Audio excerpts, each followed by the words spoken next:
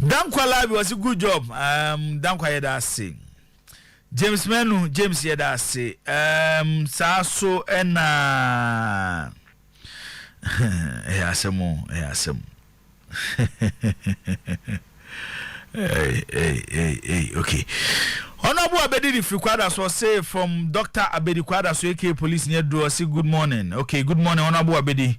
Wishing tactical coach Samuel Bodo and his playing body all the best of luck in today's game. But I think Ghana is in a formidable group, and I trust me, Blasters can do spirit will take them beyond the first group stage. And also the other Abanonum. McDonald says yes, they should go with Wolocott. Honorable Sule Bobo, I do agree with Jibo. Ghana qualified because of the goalkeeper, writing from Tepa and Yinasusu. Kwesi Amache, Abalora was number 9 and number 1. And what happened? Please praise Wolocott. He did well. And also the hour day Abanono. Baba is be my warning. So I'm here. I was so beshi.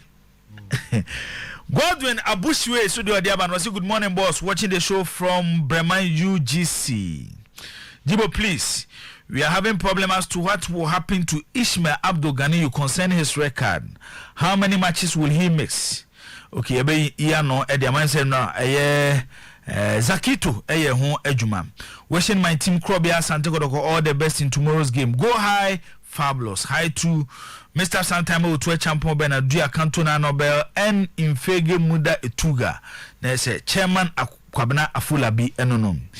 Enoch Boa Ben or I'm watching live from Cape Coast. Enoch Yeda say for watching the show.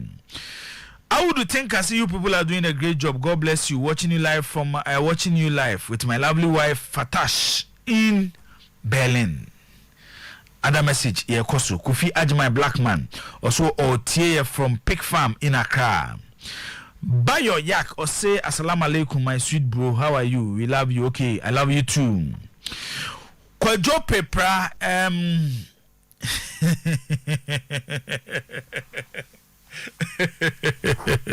Abesa and Uncle Kawaloko support us.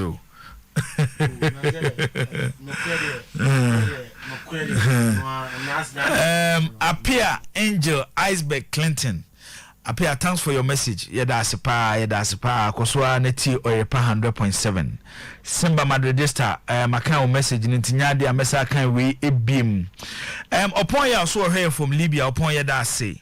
Kwajo Collins and also say you will call them, bend them and use them for the upcoming AFCON. Okay. And also there no. Philip Maff was this group is difficult, but Ghana can still qualify. And it's only our hard work can make us pass through. Mystical boy, Osiam Dennis from Adam Kwame. Please, Jojo is good. We should take him to the World Cup. And also there our day Abba and no. Noah the Ag Builder. Noah say Yemfan and Chiankoma incoming OT Regional Communication Officer. Mr. Menu Ribi. Or say Ochiao and ne anopay. Antoine Akon Hammond or say England, Iran, US and possibly Ukraine. Is the World Cup is this a World Cup group or a peace treaty summit? Okay. Akwasinya me adom ampofo. Akwasi we are live on TV. Into betimi ahwe. Emmanuel J. I'm watching live from Qatar. Great show, keep it up, guys. We Ghanaians in Qatar will support them in Qatar. Okay, yeah, that's say. I joined Bolobo Madridista watching the show live and clear at Swame. Who should play the qualifiers for someone to play the World Cup? Yeah. Greetings to my sweet mom. Akosia Ampoma of Apiedu. Where's your Eduya Isaac? All the pictures you are seeing on the screen is very true. I know 4 of the stadia. That's referring to stadia na issue kata there. Ombe yusu ede a host to World Cup no. Kwajo Pepra say it will be injustice if Jiku or Amate is benched for Salisu to play. And also there are there Abanono. Starboy SB or say I'm watching the show live from a team news site. You do a team there. Na menchia Lighthouse for. I'm in Lighthouse for. Happy birthday to my queen Yvonne. Okay, Yvonne Starboy say you show happy birthday ne anopaying. Derek Ayite or say I'm watching live from Community 20 Lashibi. Good morning, Derek, for your message. Abdul Rashid, I say I'm watching you live from Kintampo. Okay. We so or share from Drobon. So Aduri Isa, Aduri, thanks for your message. Dr. Abedi Makacho say message in Bakupeni Bitiaka yentimi and kind more than one. Other messages bar. Nini ebe kind o show no so edi amount. Zagi to akwaba. Bibi aboko there. The journey has started. Yes. Enya kwentu kitwa. Oh. Enya kwentu kitwa. Enti asemo. Nyame do bedu, why ala do bedu. Enti ye show ene ye nuanom nkramofo nyina. Edin ye ntimi mobo ye kase ye bo a show no ye nwie ne. Ye weshimu nyina Ramadan Mubarak. It's a long journey, but a journey a uwia. Bibia ubisade fi ala hobia no. Oboama onsaka nti yesu ye betachi ni support we say fasting ni yentimi nye bi nka ho emwa but bibia ye wobia no yesu ye de be support ene ye ne ye nuam nkramofo nyina o say obima no bia off bi na odi ya oh so obebisa edu ba bi na bia enwoma ma ye de na nya bia 2-3 days but no aso mene ne sort onwoma ba ko mienu bi nti oh nye bebresa what's going on no nyame be boa me yetimi di aboa no at this stage nsia na ohia no mapa o yes ye be support na wo dey na dey support no say ono no o say mehwema ayin akra no nko school no wati awu jane oh support dey no problem o no problem oh there be send the pas problem oh there be who was so too early days what pan answer the big account so okay is there here support ni eso dia support okay we here support now so dia support okay enti yenuanom muslims nyina no me say ka bia wish mo Ramadan Mubarak it's a journey nyame adom na mu wi a bibia mu bisa bia no ala emomode na onfa emamo na enyoma enkoso kama za kam say enra uyi ade bia no na Godwin Abushwe asa bibi se bi minim se ukodadwe no hono wanya mra foforo bi a eye different from the enu ade bae na enu asoso osame ya stonches so nim stonches host edema Hot FM Sports the black soldier yes soldier Amisco darling ono so rezi concern kaka about air regulation ade bae no enti Godwin Abushwe dia ba stonches we sisui Godwin Abushwe say ese adani echi ni obabi omo no se ganiyu obetimi abo kotokone has game ni bi anase ontimi mo oh jibo unse mama Ricky zo aba ko via ko aba bibi abo ko de okay yanko Zak jibo unse football ne de mra ena ebo enti ye be share league na se no ena previously ade confusion ko for na say they are relying on Tofik Gunja ayehu enim so fast why Tofik okay Frempo Holy John so here from Efijase Asokore Frempo good morning say bibia boko there yankoi entijibo ye ba share league na so no ena GFA ye afa ye new Premier League regulations there's this season yeah like omo buy no this FA buy no omo ye Premier League regulations it is a cardinal status and the regulations, the general regulations. But today we don't have general regulations at the GFA. We have only status, the Premier League regulation, and the code of ethics in the Manama Canon. And the new Premier League regulations, the over article 37 talks about punishment. Article 37 of the Premier League regulation talks about punishment. And you know who came from 1, 2, 3, 4, 5, number 6 or say a player sent off the field of play, including the match in which the player was sent off the field. In addition, pay a fine of 500 Ghana cedis. And so any bina minister bafo so tie any bina any dia was say insulting a player or spectator say serious foul play, repeated complaints, any repeated unsporting conduct there, he shall be suspended for only 2 matches, including the one that he's played. And also be in the say player no say expel no for molesting a match official, violence against another player or spectator, shall be suspended from taking part in 4 consecutive matches. 1 and a 2 no baba ye can fight a game about watching no. Yes, it's unless Ganu's record doesn't fall under. Are there 4 ways? Which of them is applicable? Which of the 2 now really and the A and B? Which of them is applicable to the Gani record? Gani record. Osha 1. The I know why it wasn't insulting into encounter.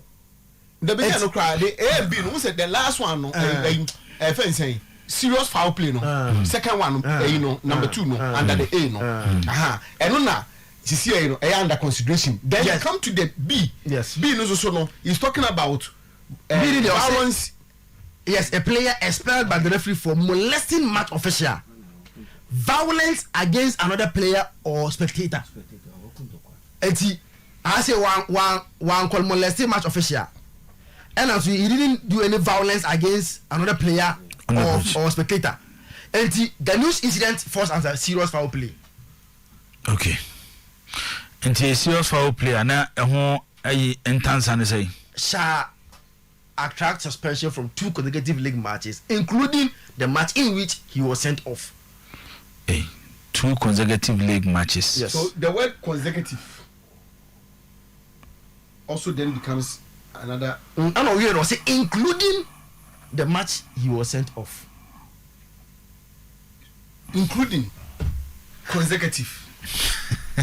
Yeah, say more say consecutive no. And I say including the match he was sent off. The match he was sent off includes the consecutive no.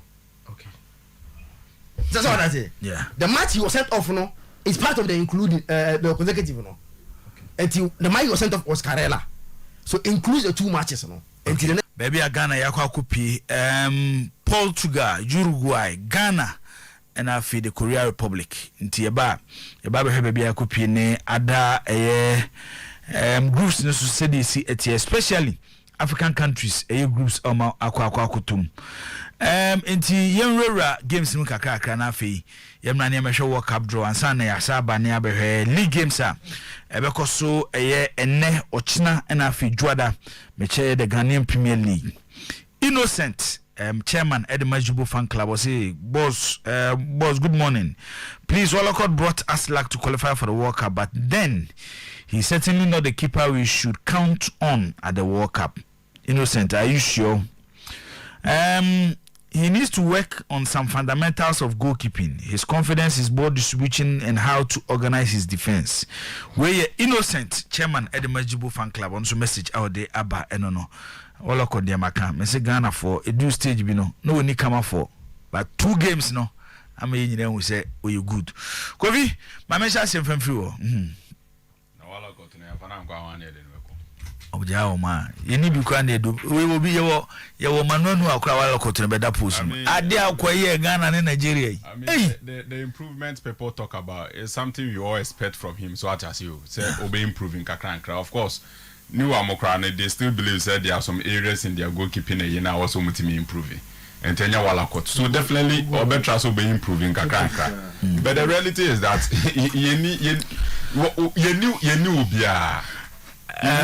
the goalkeepers we have are the ones we assembled against Nigeria. This same Atizigi, Richard Ofori, Jojo Wallacott. These are the goalkeepers we have. Danlad, Richard Atta, Abalora. Exactly.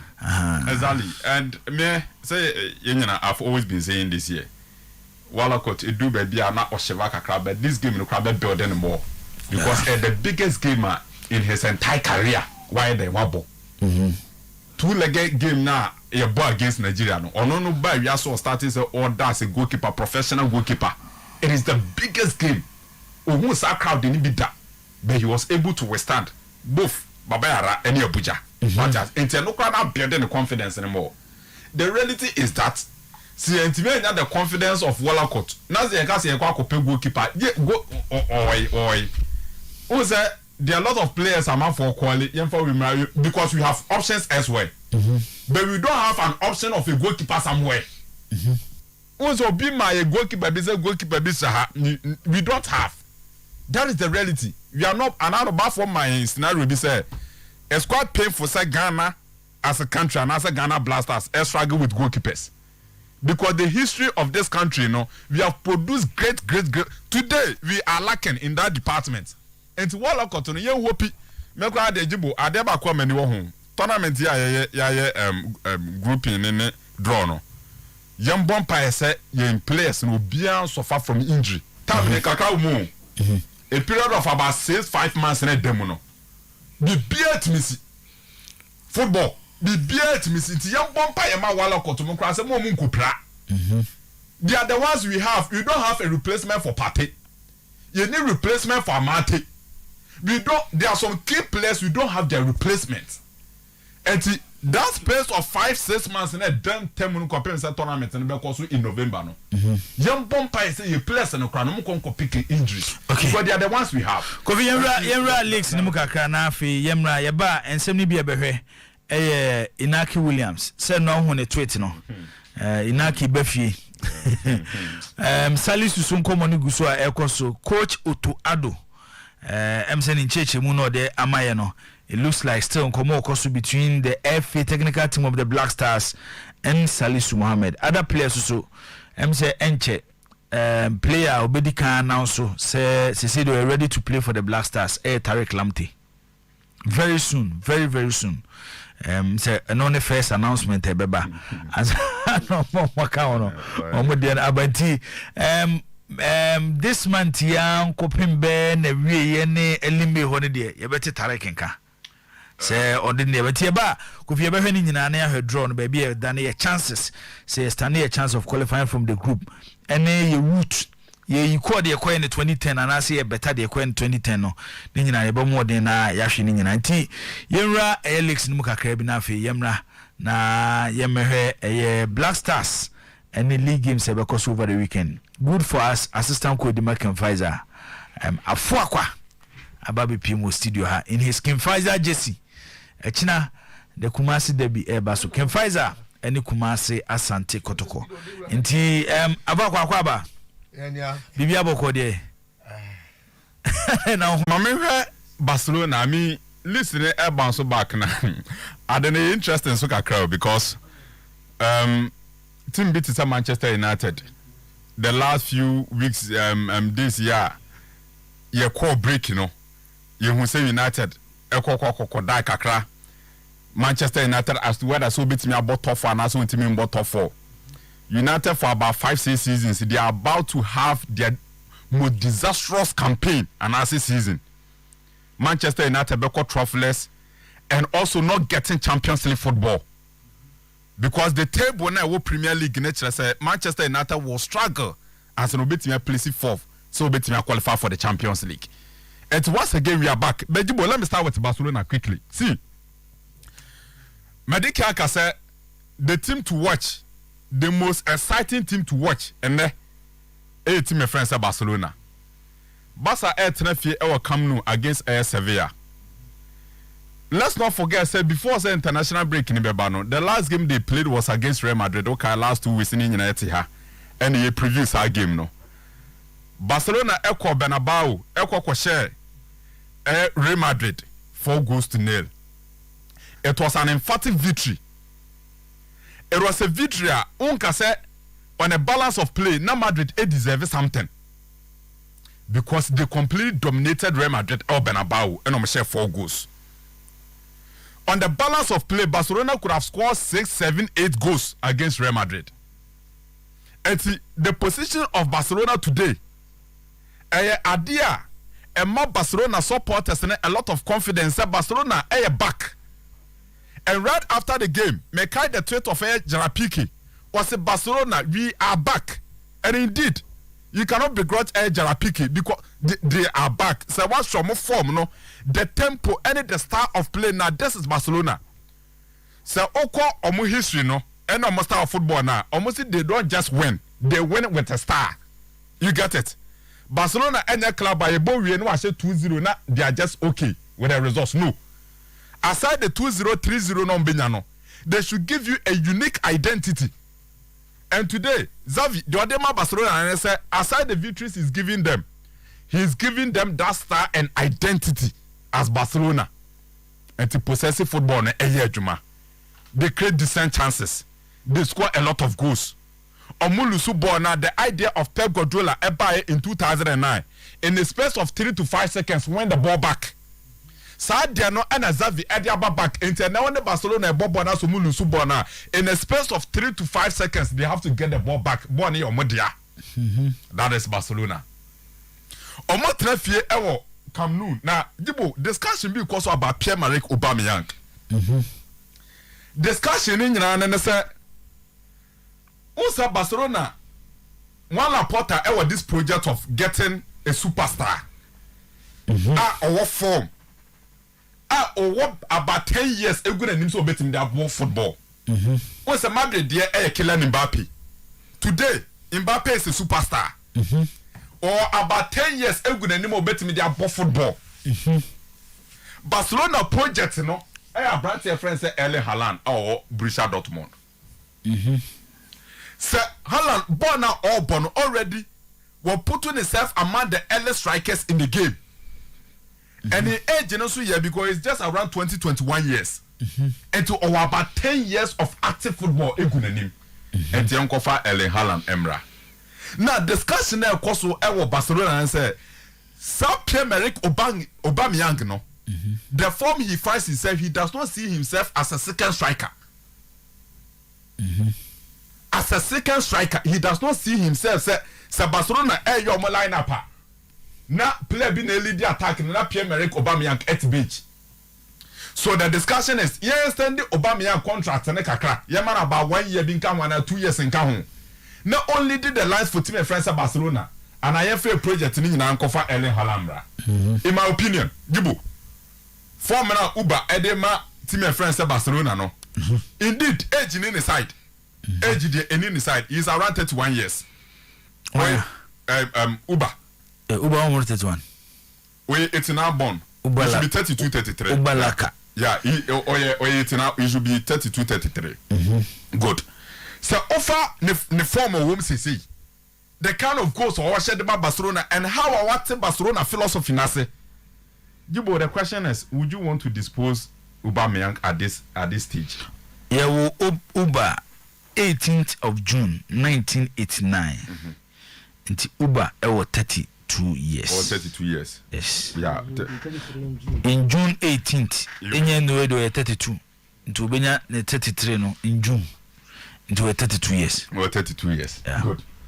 So, Uber no, Jibo, if it is about form, if it is about current form, and understanding Barcelona style of football in there, I think say sure Barcelona at the moment are lacking in center forward play.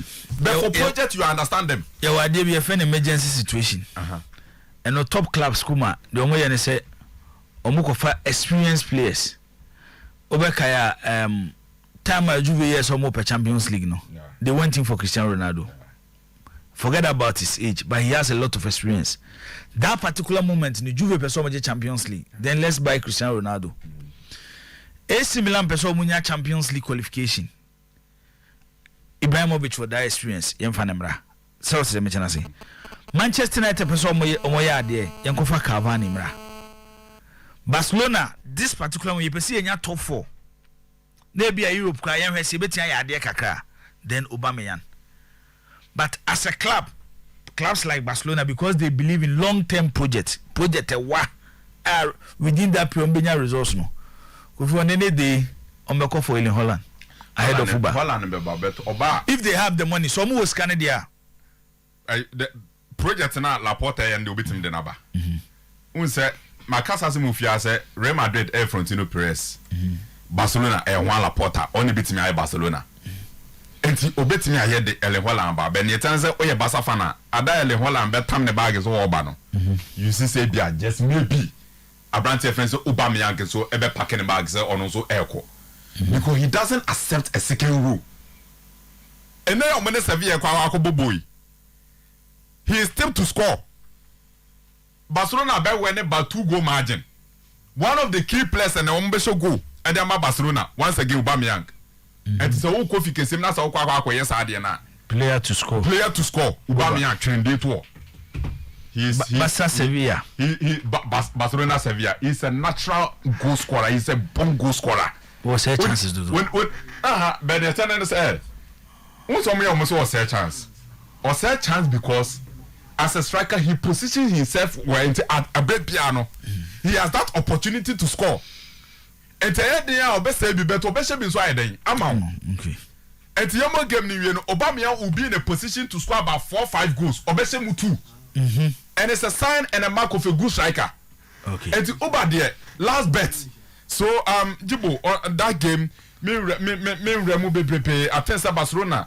What it takes, I mean, in terms of game control and the number of chances they create, you know. Young call for Barcelona 3-1. I take Uba once again to score against my friends Sevilla. Okay, Uba player to score no. Amwaku. Ezi a flash it. So on the new year so when na need us no. Hey, Amwaku. Juma ebinumu you. But ade ba ku bi de. There is after international break bia. Big teams no. They are big team back be lose. Nti monya careful. Monya careful. They are surprised baba. They are surprised baba. It's monya careful. Premier League in Mambo Bosso. Mema fixtures na ma year na. Me fixtures no ha. Okay. Chelsea ball against Brentford. Chelsea third on the Premier League log, 28 games, 59 points. Brentford 15th on the Premiership log, 30 games, 30 points. Handicap Chelsea. There's a difference too. Yeah, going. Too. Okay. 2-0 or 3-1 for team friends at Chelsea. Okay. Manchester United game no net 10 pie. Liverpool ball against Watford. 11:30. Yes, 11:30. Not at this time. Yanko for a 3-0 or 3-1 victory for team friends at Liverpool. 3-0 or 3-1 for Liverpool. Okay. Man City elbow against Burnley. The chase is on. Omunyina elbow because midweek or Champions League football. You get it? Yeah. Good. Yanko for a 3-1 victory for team friends and 3-1 for Manchester City. For Manchester City. That game we wiki san huye. City Burnley no. City Burnley. Sa City be show mbe pa but surprise bisu Premier League e honam hu no. Sa anti o call for scorer na be ko be say no. Me die. Say be ya me save no. E bia kan be ko double chance City. Okay. Draw or a win for City. City sha me pe. But me tenasi nia me hu draw game na ho dodo. Ba for ni jaje.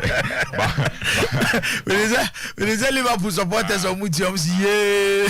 Ba for ni jaje chama Also high. Ana me hamo.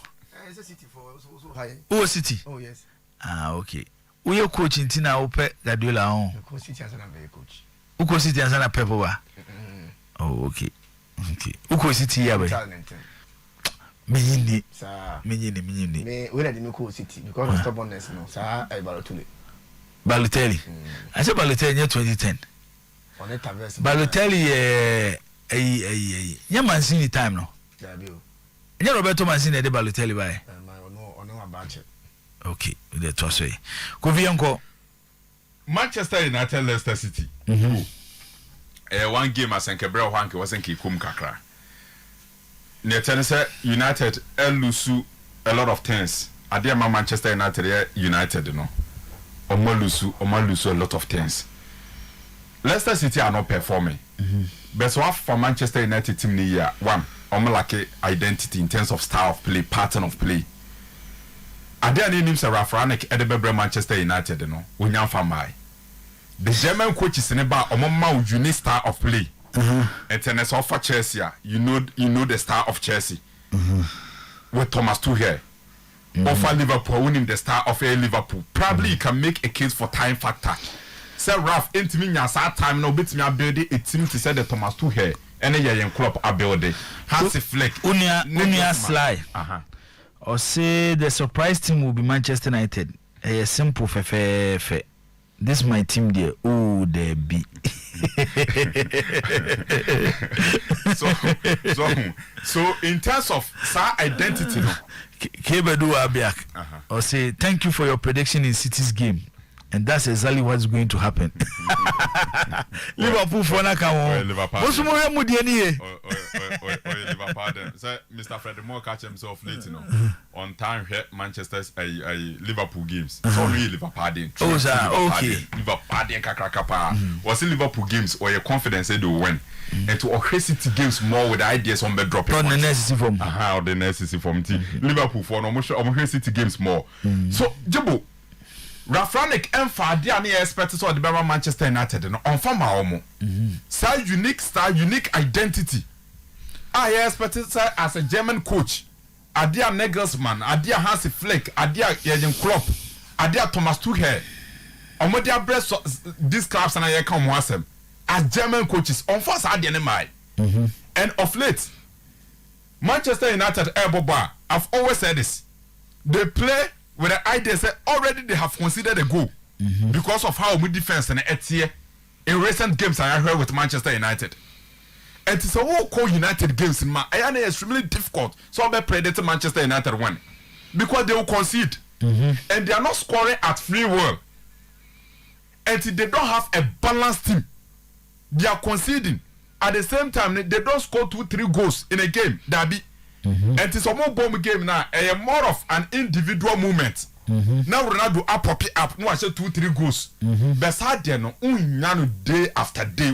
Game after game. And now United Ronaldo be pop up. No, I said 2-3 goals for Manchester United. Okay, tell me what's difficult. Mami call for 2-2 drawn game. 2-2 drawn game. 2-2. Manchester United 2. Manchester United. Leicester City 2. 2. Okay. So that is it in the Premier League. Jibo, quick one. Juve air ball against Inter Milan. In the Italia. Yeah, LJ Arena.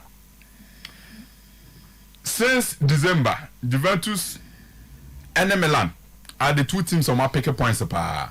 Since December ever. And in terms of momentum and current form, Juventus are one of the best teams in the Italian Serie A.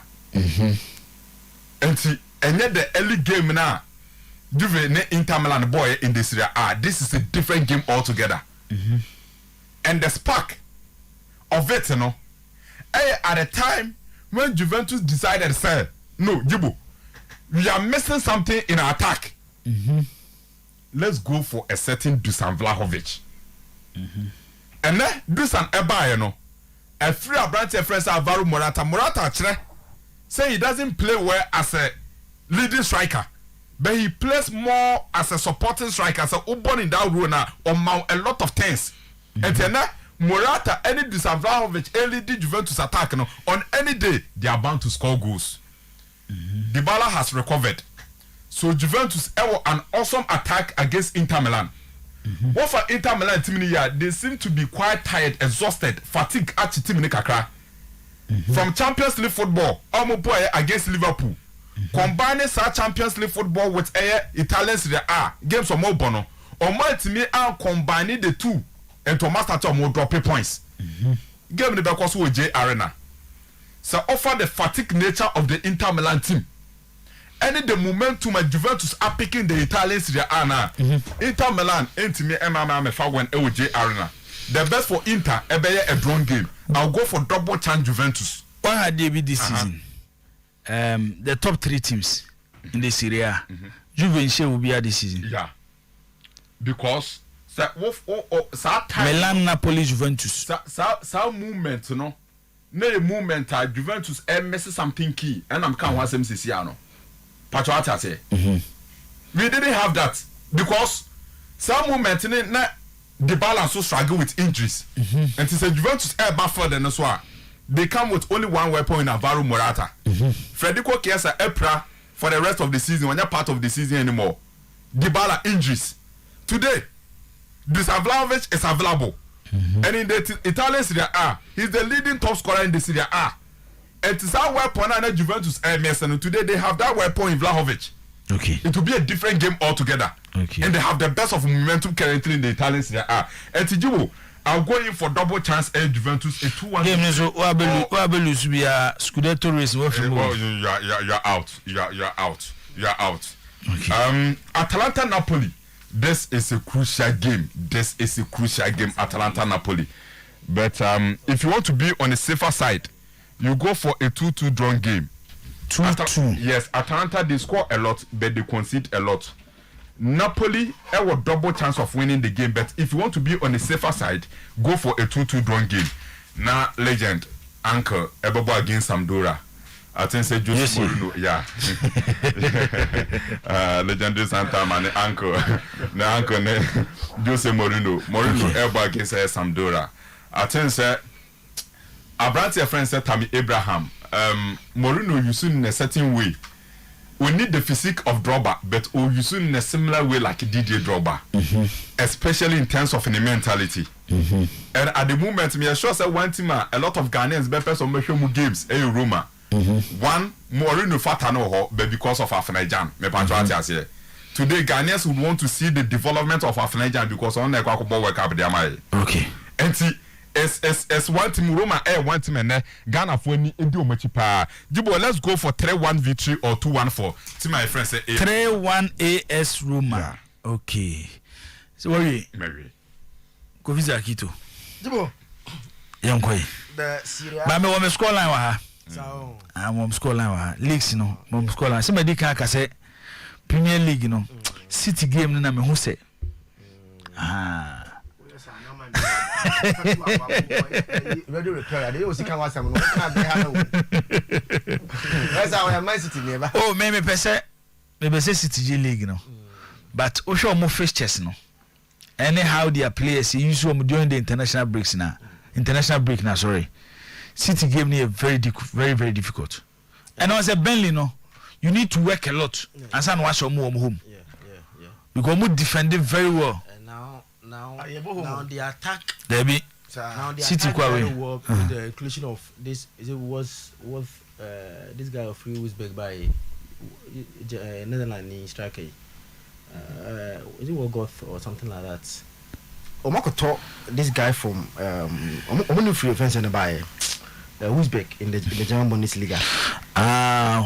Work hot. Yeah, something. Yeah. Very good striker. Until now, when they attacking. Is on a ball and or height or high defenders. But I remember when Manchester United how like Ohio United team and now and yet the Burnley team now first and is kicking around on Kumano ball and this guy this African player or about Burnley or change your season all of a sudden. The message about Clifford Cheba for Junior. Or say the Duzan who couldn't save Juve when they needed him most against Villarreal.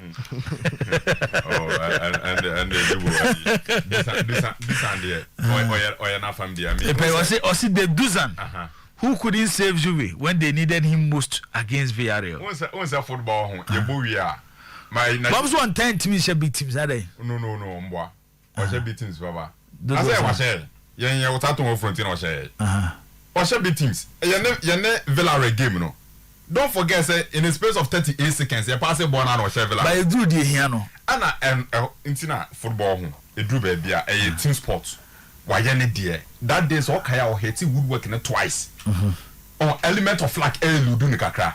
Football a team sport 20 boy we are also to me assessing individual players in I think one day he has been a great signing, so he has been a great signing. Okay, Zaki, sorry. But there's another argument say Chiro will be like a catch up with team 21 goals and the thing say about you no goals no above form. Yeah, compared to Fiorentina. And that is true. Okay, all Fiorentina the great attitude was scoring. Na Gabon Immobile no. But about you no. Immobile have catch up with team 21 goals because he's not scoring more at Juventus. Liverpool for Man City for so but say Liverpool draw and a win for Man City. Kwame Asante Yeboah. Also there no. It is not okay a game that will be difficult because now say Marcel Kone or pair with that amount of making no Wogoth. Very good striker. It's born as a 2A and Marcel Kone has been a very good signing for Burnley this season. And almost say they are battling relegation. In tier 1 game their fate is in their hand. I was say the almost survive if they will survive in the league, it depends on one kasa how they play in the league. So far they are 90 for the league log, but about 27 games as at compared to Norwich and Watford about 29. City a big game by us and but adia City for I want to say that game value for City show. Okay. So City show pa. Yenya de bed in Vancouver Liverpool na.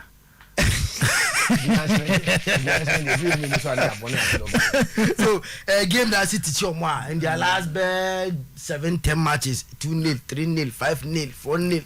Just how City show? Nil. 1-0.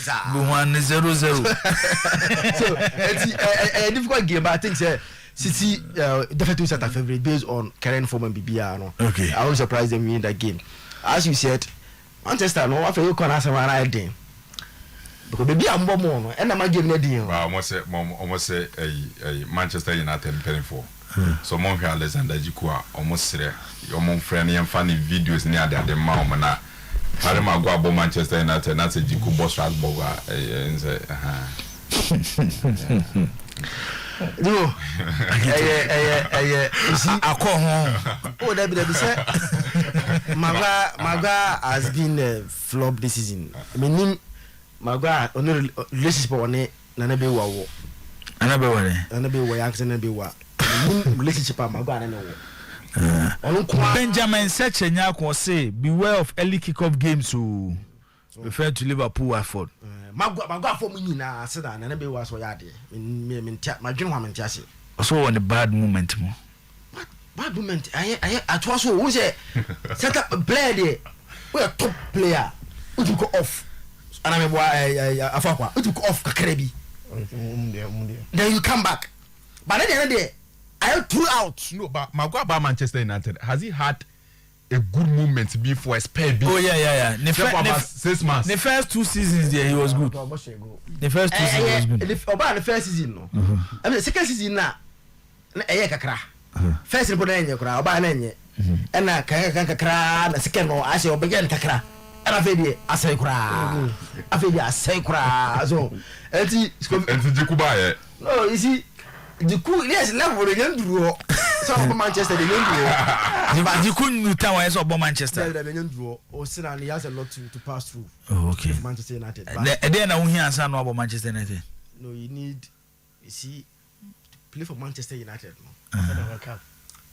you need a lot of things. You know? Bini say your mental toughness should be very and I said you pass it. Mental toughness. Mental toughness. Key. And you couldn't pass it. Mental toughness. Based on Blasters Day you pass. So but club football because you see let's not forget Strasbourg concedes a lot of goals in the French league and Kofa young also. Football is team sport. Yeah, and you know and Strasbourg that come as no. Dibu this year I am in the French league they concede 32 goals. 32 no. Over from almost more than 5th on the league log. If you pick the league table from I'm so only one from 1st to 7th position only one team in Lille and I consider more than them. I'm going to be a friend of changing. Or say change Maguire to Strasbourg and bring Jiku to Manchester United. Strasbourg will concede 158 goals a season with Maguire. but he shouldn't also forget Maguire came from a lesser team that on any day better than Strasbourg but not on considered goals and can want some no. At Leicester he was one of the best centre backs in the Premier League. And the man United this year got on by no. Of course Strasbourg was one problem. And yet direct so of course Strasbourg because at Leicester he was one of the best centre backs. And the man United for no convince almost said obey that's Koulibaly. The English seminar is an English player. Born and all born Leicester no. Purely political. I am born political grandjubu. Yeah the Koulibaly see her. Yeah the Maguire see here. You are making an assessment between these two players. He has stayed in the Premier League for years, so he knows the system. And in terms of adaptation, or being quicker, and also an English boy, It was based on this premise. But they know say Koulibaly is extremely better player than Maguire. Coach Akomboro. Zakito is my man. All Manchester United fans love him. Liverpool to win the league there. Manchester City for take him. Manchester, BBI Manchester, BBI Manchester. Benjamin Sechenyaku Maguire there, he is force 5 player. Sule Yusuf, we all say. So does Diogo Dalot has the mental toughness you are talking about? Dalot is a very good player. Oh, also mental toughness, specific. And that's what you good at when you good. On the principle or the idea of mental toughness, you know. Abrante and her friend said they go Dalot, no, or some mental toughness at the Manchester. Oh, kakra. Okay. A day baby now, also mental toughness, and a day baby when I'm qualified, no. And you see, Manchester United, you need certain character. So a certain character. And you can't even Manchester United. That character. It is a mental toughness. And a character. And a character. Mental toughness. Jikuni. Character to play at Old Trafford. Jikuni Nyabi. Character to stand at Old Trafford. Old Trafford, coffee. And you say them Kitwa. And you say them Kitwa. It's no Biana. Zakara na mama go ya no dan na chiama strikers. Enwa. Zakara na ma Almighty Veron. Eba Old Trafford with yam Bokofi. Veron eba no. One of the finest midfielders near Europe ever. So can say you been you baby. There are a lot of great players, a lot of big stadium, big team. They say yanya 3 mental toughness. Character na dey. Na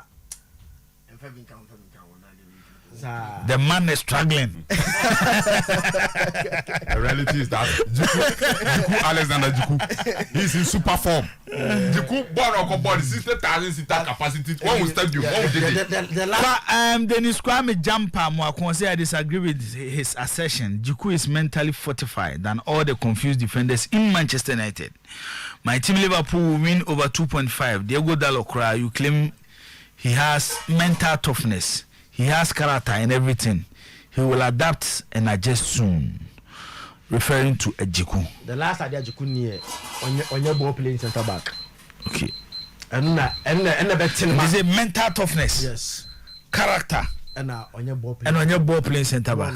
These are the qualities. Also, Manchester United as a center back. See the Premier League. With this 3, Jiku is disqualified. I did a 10 months no cry say on your ball playing. On that type now. I saw Obalunu Pam okay, me bow. And based on this, Obi to say Maguire, he's a ball play center back. He's a ball play center back. But you not cry. Yeah, because on I say the form and Jiku form. And by the form of bar, but team more, but bim. I didn't know him more. And in center back pair, Jibu, you need one. I mean, great center back. We have back aggressive, and we have back very calm with the ball. Bit me, flare no bit me passing. And to say Jiku Ba, he comes in as village. He comes as Village when he born about crowd. He comes as Village was aggressive as Ferdinand. But born Akasano so Danana. Village was one of the best passes of the ball. Ferdinand as well. Oh no, a calm and cool. I don't have any more pass it. And the Village was doing the Takashi. And passing, not Ferdinand. A champion Luka Evans or say Ricky. Juventus should go for Jiku because they need him most. Oh, my Baba said. Nanaya Manson so Tomori has higher mental toughness than Jiku. GH captain or say. What about Bisaka? Manchester United defenders go as a mental toughness. It's interesting. It's interesting. But that in all this, I think United will beat Leicester. United problem is goal scoring. At Old Trafford this year from January, only 2 games for but me share more than a goal at Old Trafford. Okay. So problem now Old Trafford they are not scoring more goals. Boy, they are so slow. No. We say Leicester for no. In recent times, in the last 4 games, United and Shawmu both home and away. In the last 4, and see a tricky kakra, but settings the United will win. You know, Ronaldo coming from the qualification from Portugal, Bruno that fine form. Bruno the United contingent qualified Portugal, so it was the Portugal. It was the United contingent that qualify Portugal. Papa, and mobile. So that excitement, you know. I think Leicester are in trouble. Okay, next league game. Yeah. Okay. Otin Gabriel say Maguire needs good coach to advise him to retire from active football. And as boy degenerate, from my estimation, Jiku is 100% better than Maguire. Maguire deserves championship, not EPL. They have no. Hey, Ghana for no. Maguire need Jiku. One of those things. Kofi or Boateng, Kofi Boateng, say Jiku can play any top team in Europe. Now mental toughness is one of his greatest assets. Now player no Renana, Jiku. So Boba, the mentality. One of the greatest assets. Mental toughness. Come on. Young boy, Zakito. Zaki, and I see na after you may have work up draw. I'm very interesting. Pa. Who is that? What the Oko Kamagwa?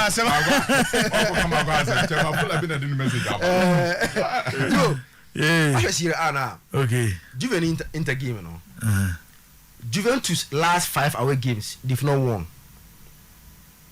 And Osho opponent on boy against Torino away, Uncle 1-1. 0-0 against AC Milan. Genoa, it was a 0-0. Napoli 1-1. And Atalanta ball 0-0. So they are where they are because of their last 5 away games in the Italian Serie A. Very, very poor. Inter. Yes, Inter. Now, Omobo against the Juventus team that haven't lost in the Serie A since November, is it 27th or so? Okay. Atlanta. Aminu Abubakar, Kofi take Jiku to Juventus and leave our Manchester United alone. So, one feature, all the two teams, their momentum is on the side of Juventus based on their recent games form in the Serie A. And there's actually one feature, I think, since 2012, in time we Juventus home war.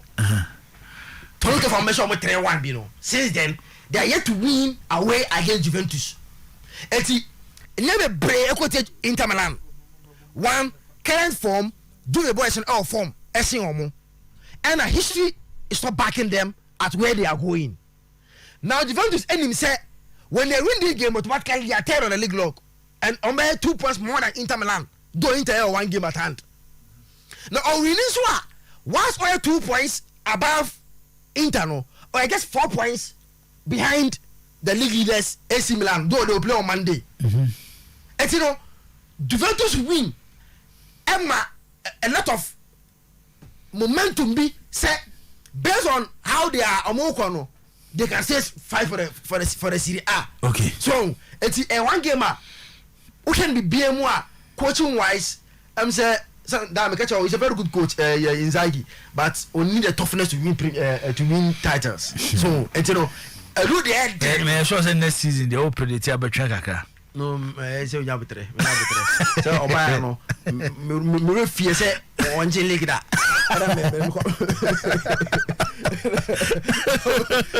Do the I say which experience how you did league no. And only a winner or struggle no. Yeah, sure. But I think that Juventus based on current form will win the game by 2-1. Okay. And Napoli, Atalanta for I can see for them say AC going to question home this season.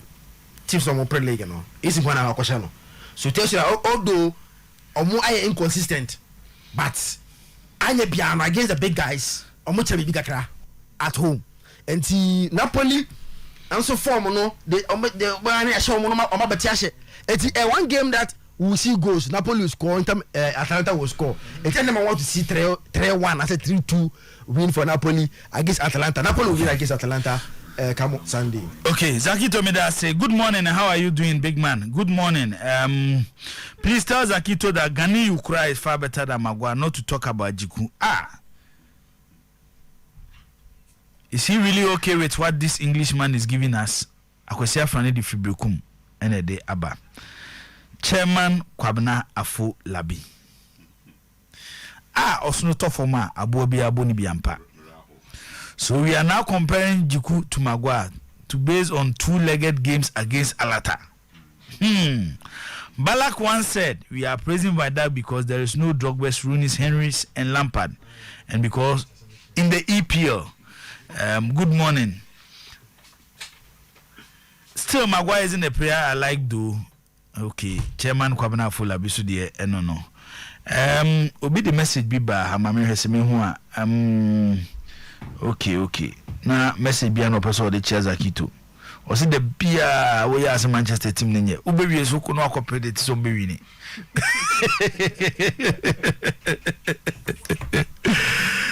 Obinisia or say the truth is that most of the United players are not up to the standard of United. About 80% of them are middle table players. The team needs a total overhaul, excluding Jiku. Nas Madridista, Nas Madridista, but I say, good morning, say Bibia Boko there. Nanaya Mensa, Nanaya Amsa account message, Ewaha. Somewhere at Togbe or say somewhere, okay, say Rika any in our judgment 2 tier, or better any day, maybe the any day, simple. They say, will be advising me, say, Mensa Sunday and I'm from Liverpool, dear no. Men person me ne Liverpool for benya problem bia baba is aso ho ye bibia boko de uwe for news akọ kire bibia boko de bibia boko okay message e to aso efia the pastel no say good morning striker adepa good morning say bibia boko de nti also the message aba Liverpool ni Watford meko a slim victory for Liverpool that game name and slim victory but Liverpool will win. Chelsea ne Brentford. Chelsea mehu Chelsea 3-1 against Brentford. Manchester United ne Manchester City ne Burnley no. Me game ni dia that game de misro but to the Manchester City 2-1. There be Manchester Mama cassette you me say surprise we see ho na me hu. Manchester United ne Leicester City game no so no minya ameko draw 2-2 e was a game no who say china so you game wo kofi ehu unim za game no Tottenham ne Newcastle e game ehu papa but sa game no mama Spurs 3-1 Spurs for so much goals but mo consider it memo 3-1 e was a game nim Ura the Italian Serie A games ebekos over the weekend. Atlanta ebe win 2-1 against Napoli. The memi hono no. Sampdoria ni AS Roma kofi meko 1-1. E was a game nim. Juve ni Inter Milan either 1-1 or 2-2. E was a game nim. Ura the Spanish La Liga Barcelona ni Sevilla. Remember Barcelona 3-1. E was a game nim. Madrid de Bonemboa. Madrid they ball against Celta Vigo. Okay. Hey. And so ya some Madrid Celta Vigo. But mama Madrid slim victory. Ebi a 1-0 obi a 2-1. E was a game nim. Eti yemra na fe yen to aso. Ye be fie na ya ba be hwe World Cup draw enra e course so e wo Qatar. The FIFA World Cup 2022. And they say nyina ye twen. Say draw na ba in November, World Cup no chassis.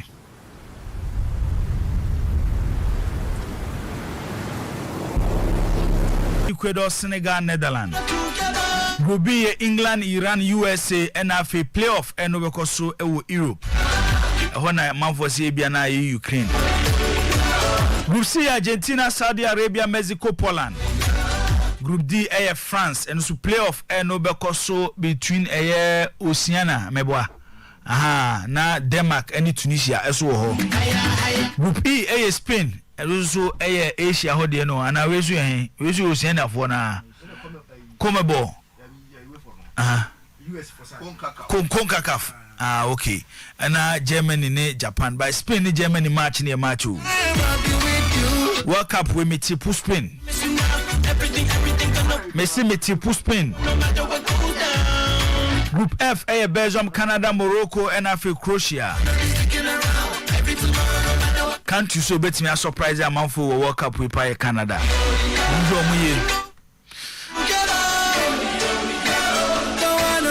Group G, Brazil, Serbia, Switzerland, Cameroon. And Group H, Portugal, Ghana, Uruguay, Korea, Republic.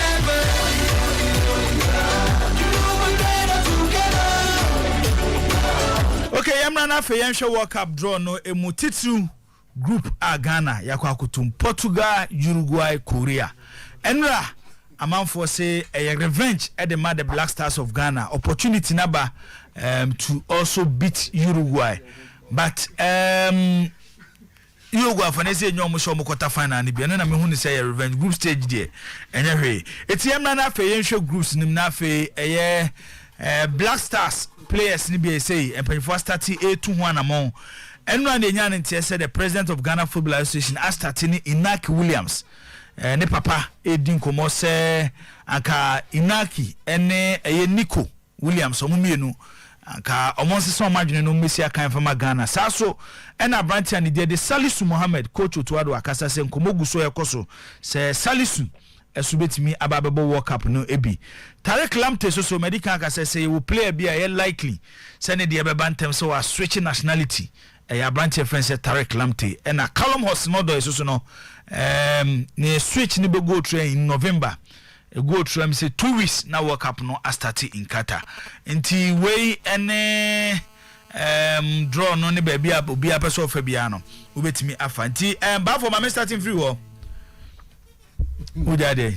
no odo de ndi nyayi ana ni nyayi na 2 weeks de na team ya preparation wi ya ko boy to so obetimi aba ni tonight training there's that one on ayenye sure na san ankotu na occupy space mpacho yen to saloto no de on de more matches more tournament on ko usha den ko ba for ba isa you wo say o tipu spin pa okay pa senkanya Pickford ni mago anka metipu England o say tournament ni nyina countries na qualify nyina umpe no more striker we dangerous in terms of striker. I'm talking about a striker. Tournament ni nyina countries na qualify no country or striker. We are talking about striker. Be any Harry Kane. Not Benzema. Me say Harry Kane. Also there Benzema fine, but me say Harry Kane. Youngway. Striker, I'm talking about striker. Lead man, lead attacker. And a tournament so who here goalkeeper, striker, waji. Sure. Yes. Tournament who here a good goalkeeper and a striker, waji. Now people they don't know what the difference between them. And I just say Ramsey too. Youngway. Me too. Me too. Yeah, but we couldn't have called for any better draw. I think group na a tricky group, yes, but it is the best you can get. So person will call World Cup tournament. Now we are there. When you get this draw, as I said, for me, preparation should be very intense. I don't pay. Now me read something from the boss player. Naka beseka me no be discussion kwana escape me kakra. Say ke yenye thought on the draw no. Okay. Because I did not try. I seem to agree with him to some large extent. Who say yeah draw we na Ghanaian started say we can revenge. Who say revenge you know in our group twofold. Portugal 2014 and then the biggest revenge in the Bay Suarez and Suarez no so baby. To no kra na Ghana for no be hu mo ball ni mu kra no ball no Suarez na obedina ball no bi ni kra no a big problem the mayen. I no ti no say revenge over Uruguay. But these are countries when it comes to the World Cup they know what they are about. When it comes to such high stage now, these are countries who know they know the way to find their way about. Who say there be a clubs and now say countries are tournament in more. Ghana, your fourth time in right? Yeah. So 2006, 2010, 2014. Now we are getting into the World Cup groove, no. And the end be a so South Africa had no more. You can't almost World Cup no because be on so mu pana yes so yeah other can be. But of course, say Cameroon call World Cup now or better squad. You expect they will do well because one World Cup after home. But also what I see, Nigeria is also getting there in terms of countries now because World Cup after home. Enti we kokonya na you know oh you fall for India the Brazil no high tie by chiri kakra because nanka won say a study yeah bokota fan Nigeria mo kota fan now of course and then nkasa na obu nipa kro of course but who say it make us say yes 4-4 you know yes ye wura sa omo ye beka say tournament ni mo no bi do so Uruguay no mo ewo sa de ni bi pedigree no aye the World Cup no Portugal is blessed with players omo betimi a changing game situation and who say they've been consistent when it comes to the technical department now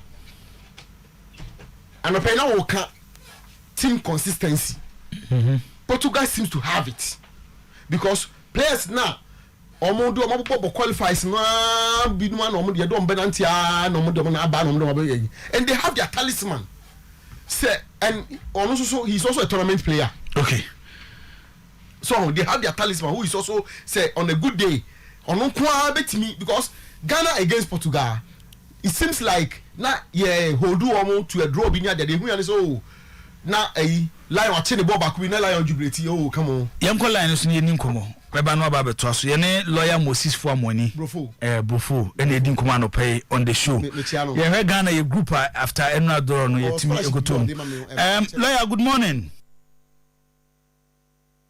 Simu lawyer na bibia boko de bibia boko una tira mafio meti ungache ye lawyer me so mafio papa we de striker lawyer oh my best striker no ma wo nja oh lawyer enya asem gitu mafio brutal any man a break aprekusho senior no bibia ko so mate lawyer me obia betin nka lawyer e ko so ba for mo ana motiso lawyer na me so say no a follow draw no between follow ye boys brigade Ghana council say anyame adome na me president me wo program bi iti na and I'm a follow ye I was able to let me follow ye. Okay. After the draw, your group Ekotomi, Portugal, Uruguay, Republic of Korea. Say now who your chances? Baby, are free? Any baby I drew near the World Cup no?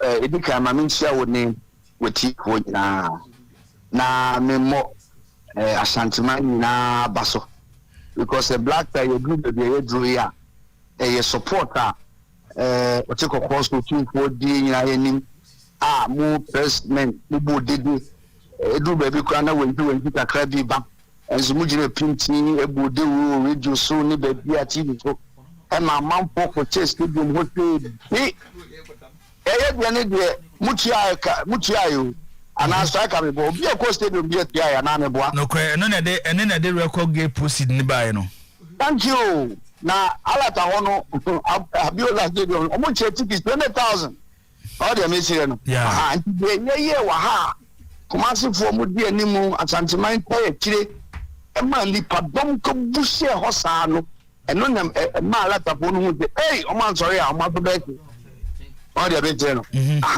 it also bomba baso se Ghana ejina bebe dina se sia ya kodro ya wo kan ya ka de sia ro ho kwa na yedi how say FIFA for no omo invite Davido omo invite me amakunta sakode because no nim say alata for na be qualify I'm telling you oh yeah sure me na make asrewo me na make to Davido onim makunta dia wa obabuno one time wakunta sakode babu Davido obabuno me na make asrewo mo na mugidi eki mu so obabuno na make asrewo abofo na omo ye real musicians do omo nim na lata fo nye dede no mo ye wodi enwum no to na wotie nyansa sem amakunta na to of late na say we are normal ya chaka meka no do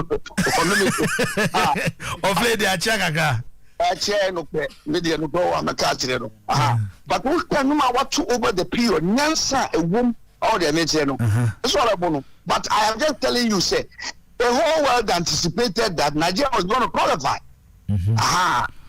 but nyankopon esa adwuma wo ho no nyankopon acha ye kire efefo ni nya modern bo Ghana fo nyina together ye gina ye no eno na amankunimdie we aba Let me thank you people, more journalists, I'm more than pa. We are nanya, we need to be Mecca. Yeah.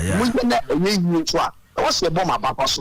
Now, the success of Nana Puna, a boom yard, a gina, like that. Na ekono adding, but essentially, a boom ye. Now, I'm getting a Ghana for what's the one we are ending, we can talk about that. A day at the Swan, they don't free black star qualification. Coach it, we are going phone. You point to me and I complaining, make a home. But Nipa for no boom, Ghana for Ghana for Nagana for Yazi and White Tihano, or more Mananiso Eka, Emma again. Almost more year, Juman. How do you see it? How do you say? Maybe a woman better as I to maintain 3-6-1. Master, what you need that? But to add also about 3-6-1. Nay, no question. Second half, changes were here in the ball, or more, you know. Every other one, any so I'm saying that Ghanaians are capable of doing it. Now let us recognize and normal and so that we continue to say they will be a groupie, a band saying, what's a normal and my that was my first answer to your question. Okay. Lawyer said the AC can watch it nyoma de copy mo work up na no na AC etimi to aso no ma me fa we mfema ansa na asaba group no ho ya qualifying obetie Salisu obetie Inyaki Williams obetie Callum Hosnodoy obetie Tariq Lamptey amafo see here these players some babe come more no said be betimi a good work up even ya better the acquire no 2010 World Cup minim say we share the same view with Omomufu said these players are more top level football in Europe no as he invite some number part of Black Stars team to Qatar 2022. In answering that question, I mean this question. Sebi Koku when you ukra your friends a T-22 tanks ukra aircraft battle carriers. Because Udi a giant any your friends spear and a backup. David, so be pay to us a no no. Thank you. And she answered no I'm the amount. Now you be some another radio station the same question. And I'm a class say yes no. Yeah, almost shall see behind you no movie.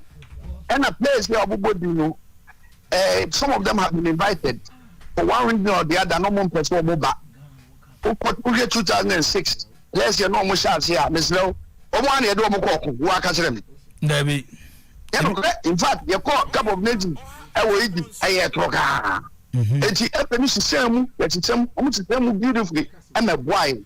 So, which is what they were going to do, just what they did just after a couple of nations here, Kobono Truka or Cameroon. Almost the other players that the count and you change coaching, and not a boy.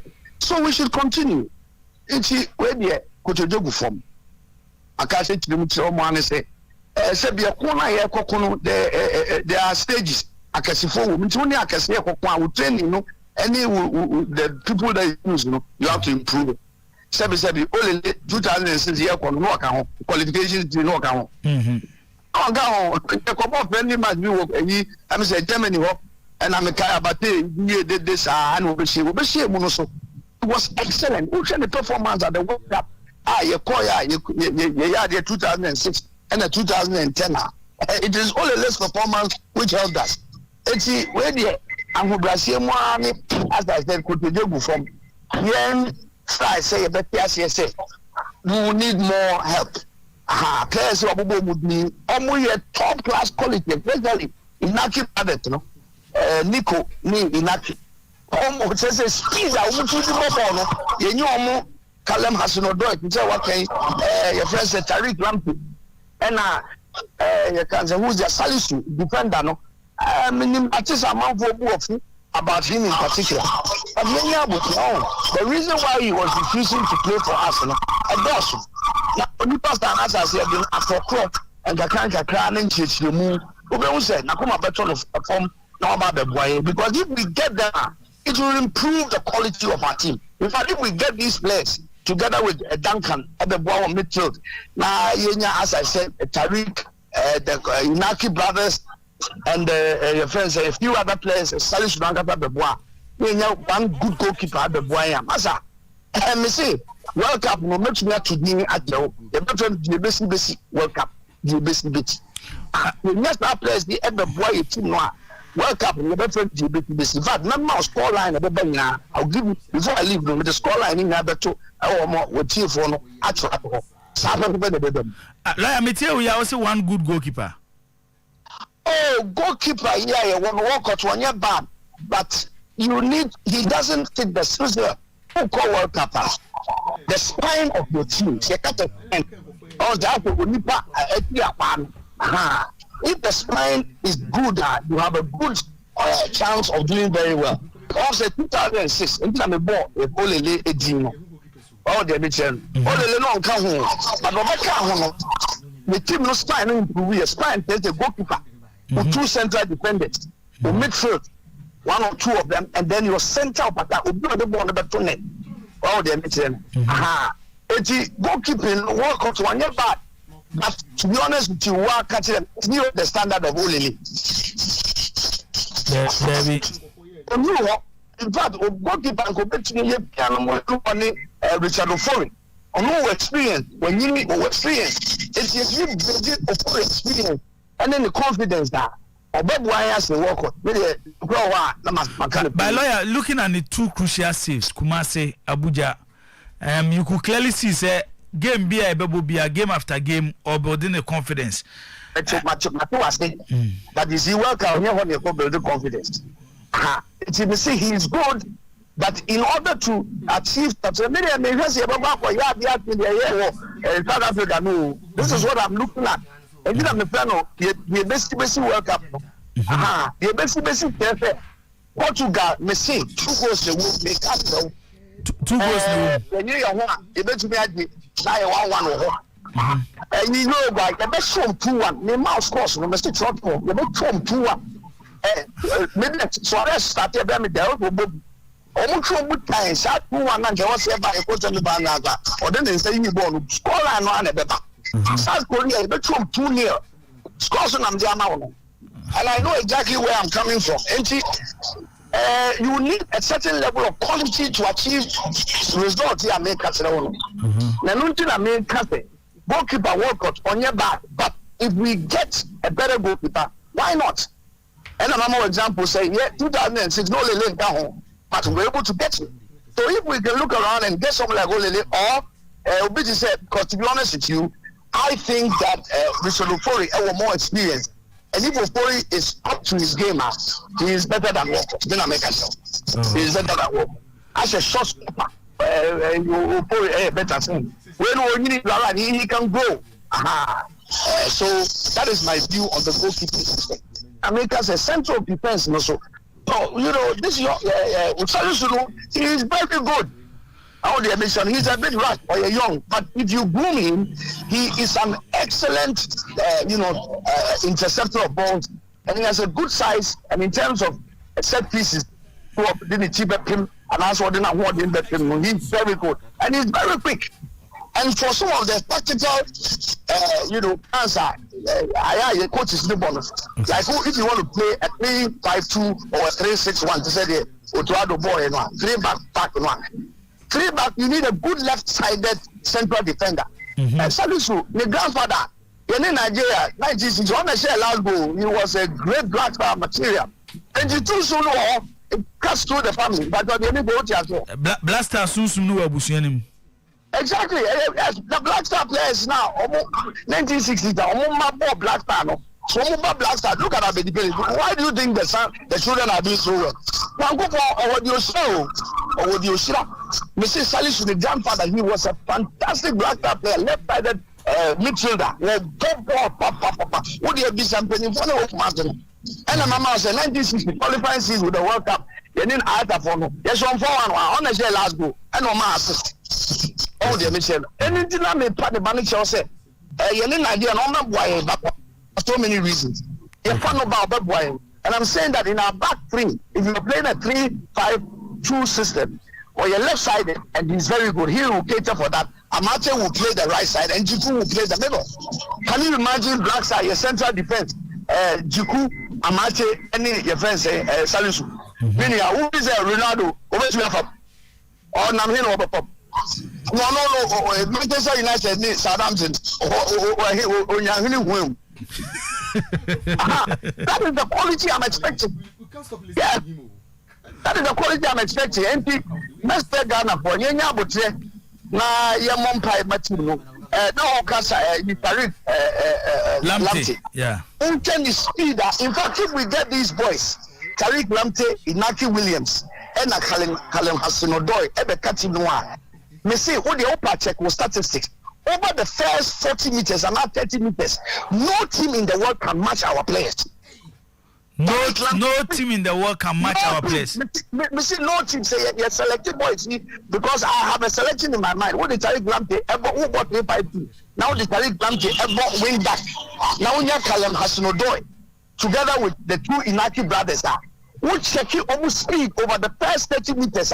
No team can beat them. What they are checking, Google and find out their speed over the first 30 meters. Okay. Now you see. Line up in the BSA. Oh, me the bama, me person me the tuja, me person me share every 4 day no. All the tuja na man for who the players no. But ka formation ni be say, 3 say. Oh, you can have a 3-5-2, you can have a 3-6-1 as he did. You can also have a 4-3-3. Okay. That's the problem with these very quick players, you know. And there are so many of them now. Kalim, the first Maldin, Suleiman, MIU. The first Bukari, so MIA. Pencil, so MIA. Look at the speed our boys equal over the first 30 meters. Now, therefore, normally, you know, we are able to play what we call a goal style, no? Passing, no? They are high in the speed.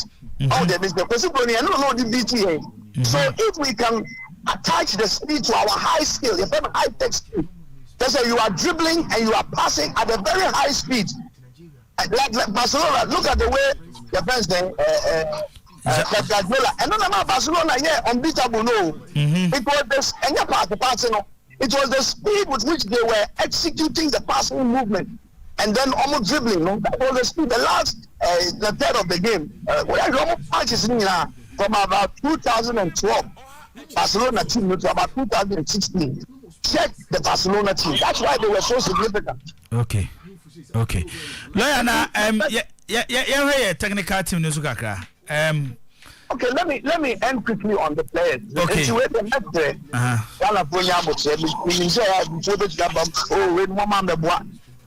Example here, maybe about 2016, 2010, yes, players do not qualify and you call World Cup. No, a boy who's 2010.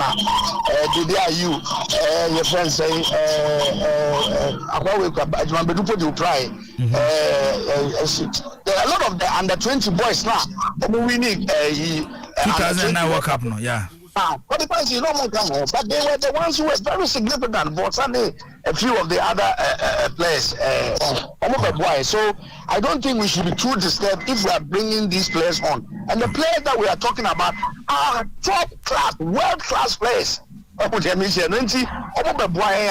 will help us achieve something better than we achieved in 2010. And no results. So. Message in Abuja, we didn't say yes. Not every members also. My sister will not beg. Yeah, Madam for you know, Minya Ketwa, spokesperson. We are very good. Well, Henry, the leader, almost spokesperson. Henry, Humasante. Exactly. Henry, very good. He was well trained. Who can trust? Will not beg anybody. Henry, Mr. In when you are managing footballers, you are managing what we call a talent industry. And you do maybe who are big. When I make a examples, the boxing chairman, you think well trying to see you in the what the habit was the number of times are your friends say or surgical Dr. Kwame Nkrumah, but to me Fred Dinner, Black Star players not nothing. No, we invite Ghana ministers of state to so most several players not Diani. Mr. What message do you think the president was sending? Apologizing to them. Not apologizing. What? They are very important. Thank you. Stand here. na oseko bitu beta so na me wi aya friend obama a lot of anecdote. There are several times on his just actually who are back almost say go fan back work no mu duplicate case no pacha come about sana tie now they say it doesn't mean say who disgrace effort. No, you see, as I say, you should understand the industry you are managing. If you are managing a talent industry, obia or you're talented, and yanku po ache na die bia no meaning o chere no more media industry or obi or DJ or betraso abajuma who is striker obi antumi new view samo. It is sometimes the person will move from one station to Oyiripa owner no ofrewa obewu abeg obi anti o but obewu abeg all the me say no no about bebu no because onim talent and nyame asede nyame dia chew it is say because sometimes you have to beg in order to get the best, achieve the results that you want. That is all I'll say about the quality of players. Okay, last one, you share the technical team. There is this school of thought say you maintain Otuado as head coach. Set up me and Sano. But before your 2 games in Nigeria boy, and there were this report say Chris Hutton, I name him as technical advisor for 2 games. He better take over after qualifiers. No, Yema technical team no. And yet say the net and I say Chris Hutton based on experience no only the Black Stars to the World Cup. Oh, where there will be some question. In fact, it is the next tasker facing the FA. It's not that easy. It will all depend on how they manage the team. But there would mean and you can maintain the same structure. Because it is a structure which has worked. And America for if it ain't broken, don't put it on the gem. But what can say and no say from all of what I'm hearing, one of the reasons is that there was a promise, project with qualification now, 2-year contract. I'm an head coach. But the other issue why it might not be a big deal is that the question is whether Dortmund will allow him to lead us to the World Cup. I don't know whether they will allow that as a head coach. But because he wants to be associated with success, it will be a where we need a bit of media too. But whatever be the case, to me, there are some Americans say, and Ghana for and 9 boy, our project, we know. Let's keep them together. It doesn't matter how we change the rules or tweak the rules around. Because Otto is good, but in someone what can you know? He has a lot of respect for Chris Newton. In fact, almost being team no ever catch say. I'm about to no tactical work, no board work. Chris Newton here and has some good one. Of boys, defenders, not so when you say, but clearly no only now the working plan it together. Because we are feeling January and Sakania. It was obvious say Otto Eko Mourinho your friends in Roma and only needing come excel on how he's going to use Afianya all the mission and Mourinho Ejitum. Mourinho say Opegana them and I can assure you although his team Portugal is playing, if we ask him for some advice on certain things, he will help us. And my simple answer to your question is that Elipa for no dear, you know Moncasa, a Kabia or Mudia. Okay, work up so another project. Yes, Mumum Namunya Maye. Yes, I say it didn't say that might be your last question. Ghana for years, necessary Kabumwa. Ghana need a bit near your possible need bit near. It's immediately didn't say Sandy Pan and 9 way, a common bomb near be full up with some video assistance, more high technology assistance, dieting, a lot of other things ever kick home. Psychologists, you deepen the psychological drift of the team. As I eventually go win the World Cup, Ghana for we can go and win it with the players that I have mentioned. If we put them together well, have a good coach, a technical team behind them, they do good friendly matches. At 2 for more. They say World Cup, your fellow, GBC World Cup. Would you be because I'm catching them? Lawyer Moses Foreman, you better say, and pay for your time on Oyepa Radio or Oyepa TV. Listen, that's but quickly I go to message Ghana for you na yen no much together because the politicians sometimes divisions no doors and it hurts the nation.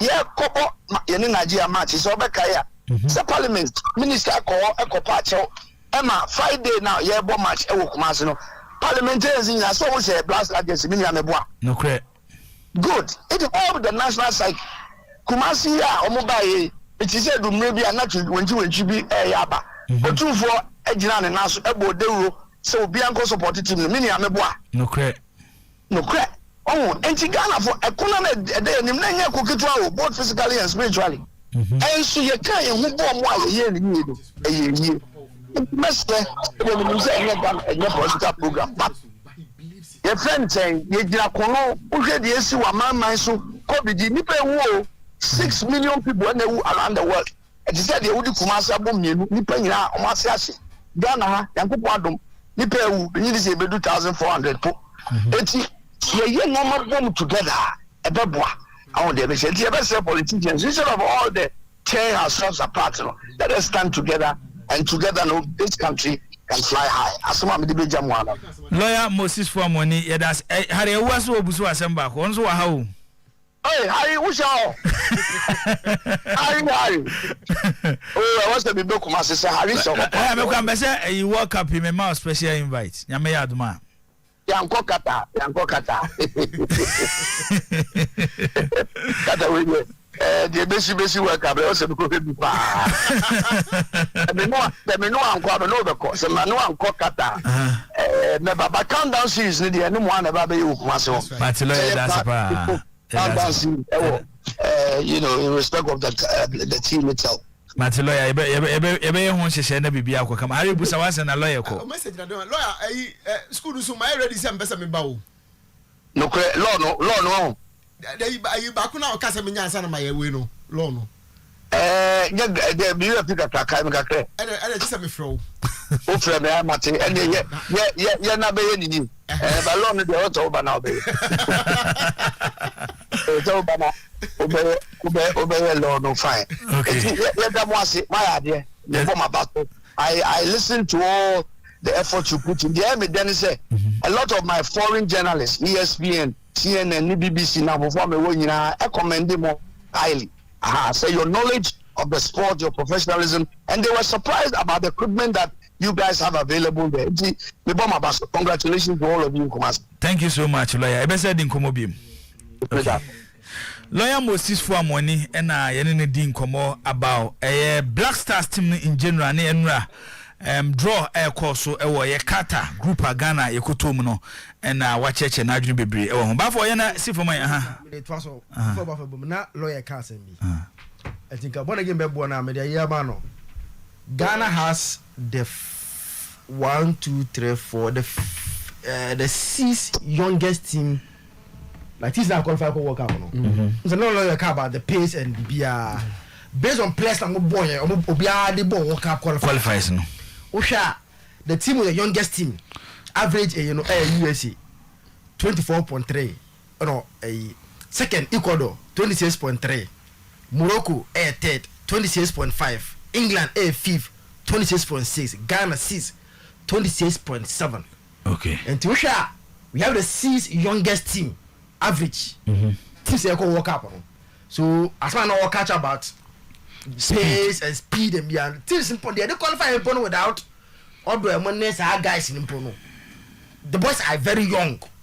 And no more running a lot. Now, I just said everyone and they say, "Usha sky in this ra. Uba say wa from bottom 1, 2, 3, 4, 5.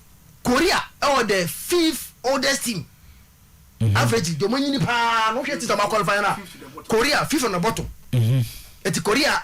See now qualify no money. Nezembrika 2 bedding. A bedding and a Portugal so and the Korea so.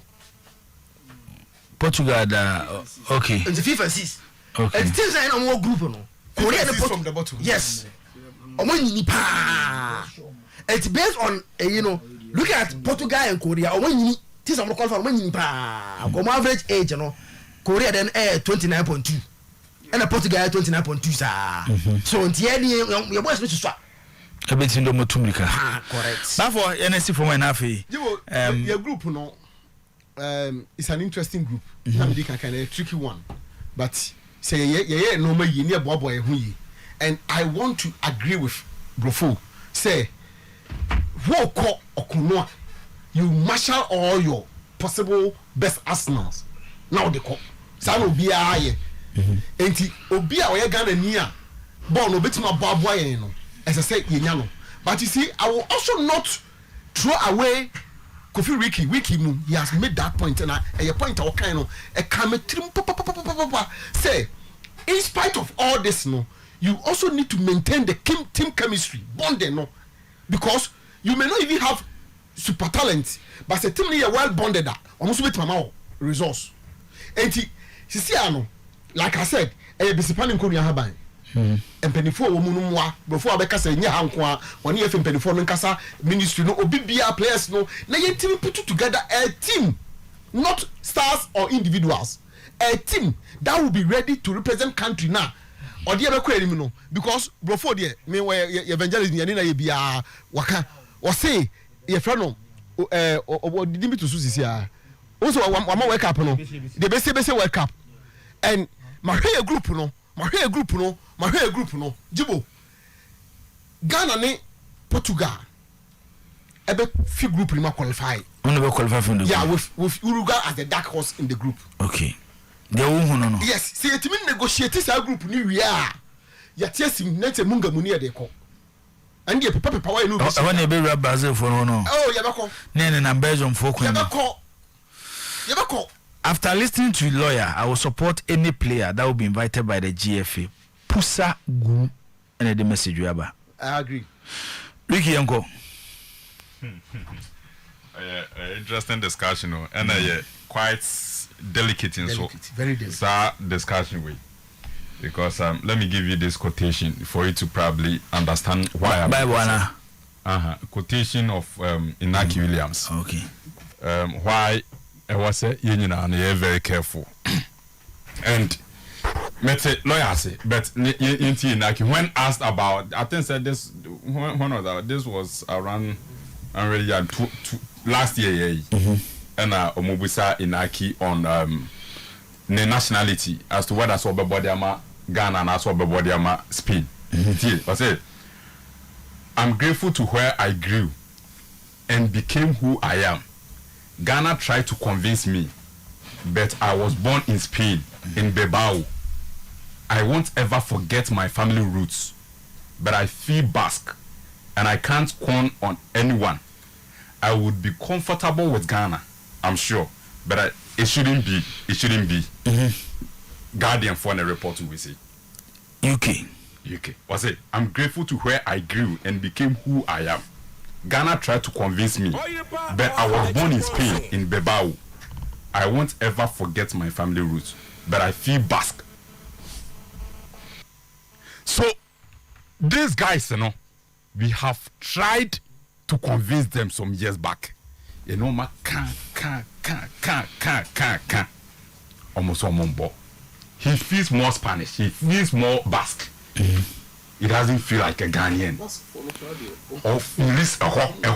This was just last year. And just last year, he felt like he's Spanish or a Basque. When you're Ghana, he doesn't feel like a Ghanaian. And baby, you now come on in the normal one to play for Spain. And Obisobe raised this question, say, Work up about in the space of just 7-8 months, says he will feel Ghanaian. He doesn't feel like Basque anymore now. So this is where make us a delicate. Me police some of these things because me person man for who say there are some people we have been chasing them over the years. What's my okay is see Clement a waba for message or the aba. Meaning say baby I walk on and then the air pa or the free achuma redeem or say hi Jibo.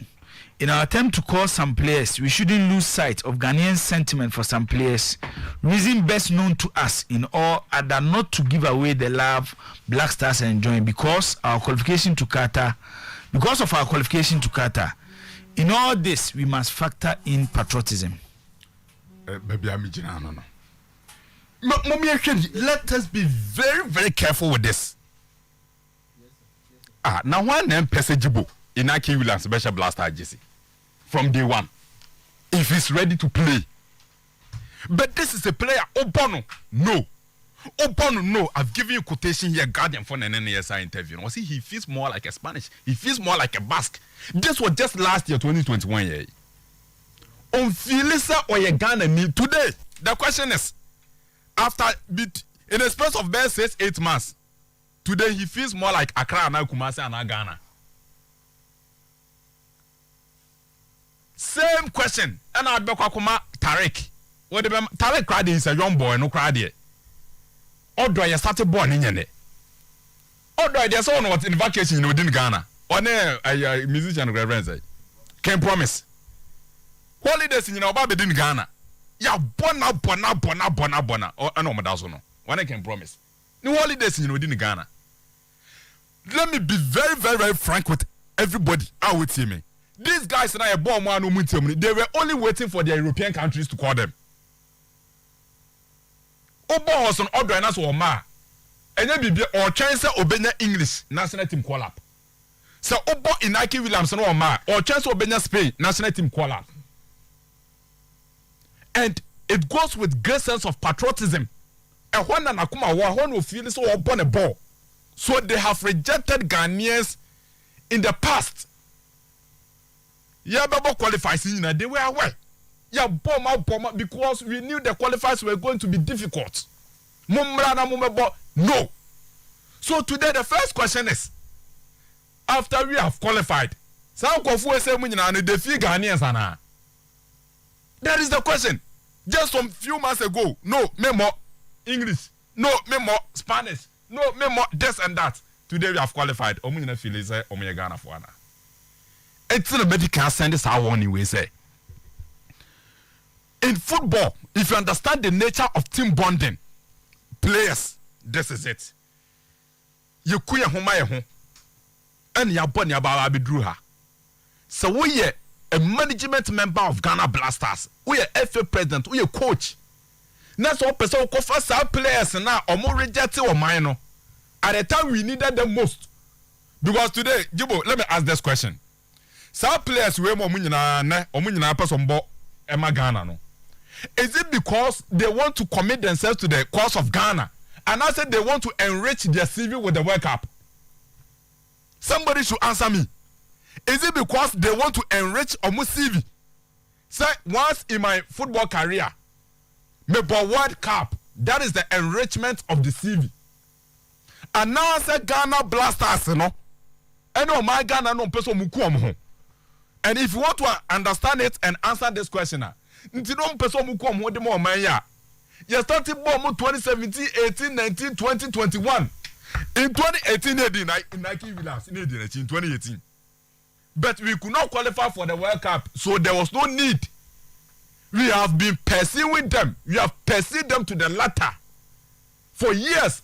2018, Yanko Brazil were a Russia World Cup.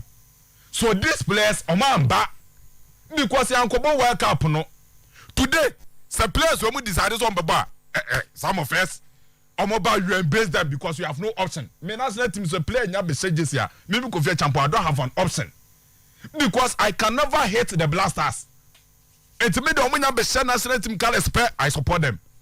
But I want to make this clear to everybody what here say. In Nike Williamson, so Moba, they are coming because they want to enrich their CVs.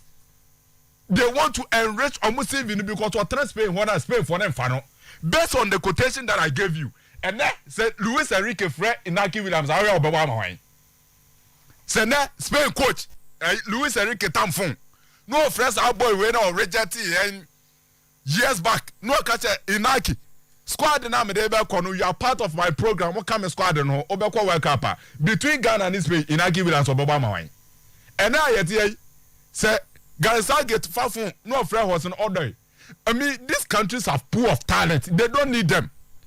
Omo knock omo door so nesa omo fi omo. Enti let's go to Ghana. Send a bear Nike Williams when you know Nike when Nike is around 28-29 years. Have you guys soon forgotten what transpired between KP Watt and Sani Diarra and I think Listowell too? But when he resigned his decision, we allowed him in.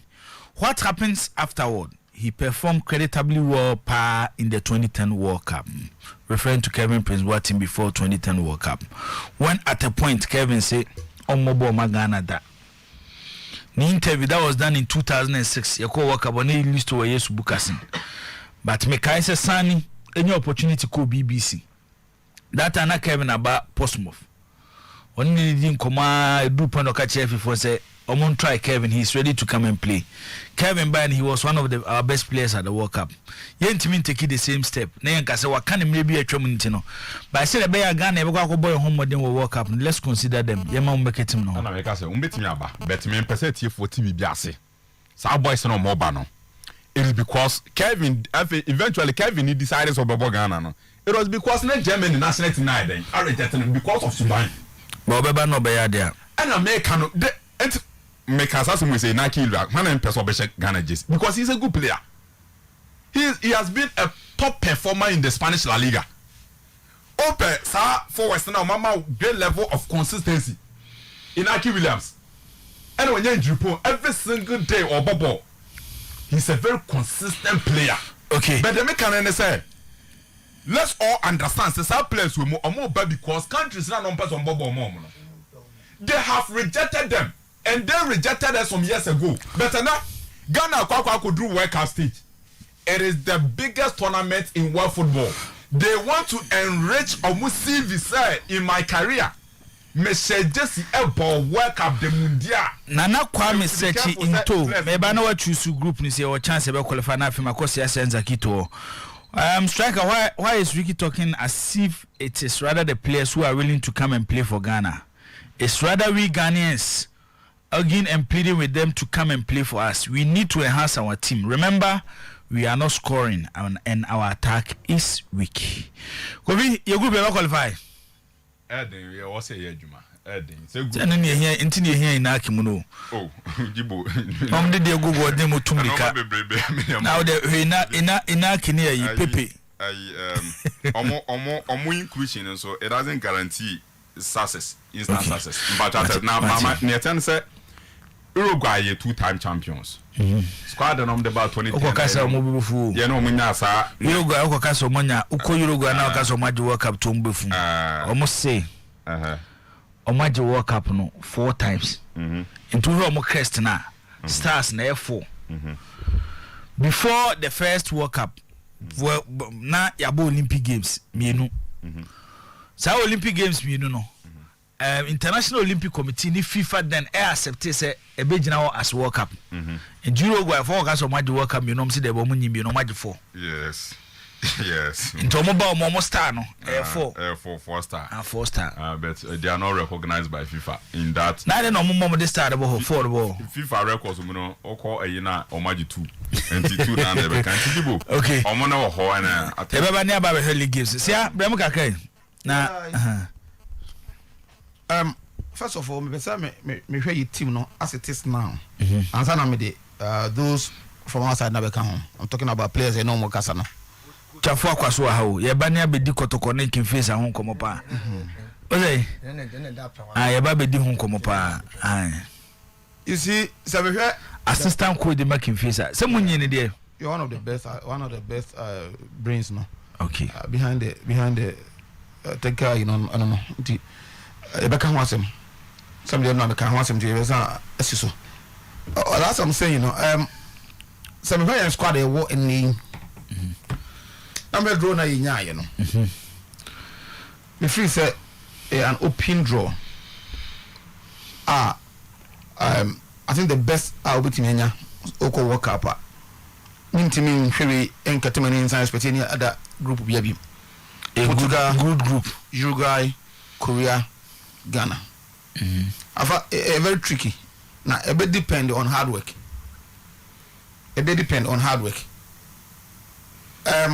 Let me take out Portugal. Because since 2016 coming, they've been playing at the top level. But I mean, take over from the 3 teams like Ghana, Uruguay, Korea will be capable of making it to the next round of the World Cup. You see the point? But the work starts from now. How you prepare yourself, how you arrange yourself, anyhow you approach it. The message be about Zaki Tony Frank Mensa Pozo Musician. Unim no. Nenyum be nanim. Oh, men kai but I'm dia I'm kai pa. So. Ose men kan kire say. Sa wa yi na de beto no. Korea ni a wadi 40 years. It is a Ghana ni onya 18. Yeah, say na and that make us say your preparation anyhow your person who work up no. You bet matter Ghana honey. Say anya all this nema perfectly. Na your koko yes 2014 your koko no bia. You be kona sa group your koko. Even though a group are manageable. But you be ko na you compare for me because football is said that Sunday man make a very key of preparation any we approach to the competition and that is World Cup.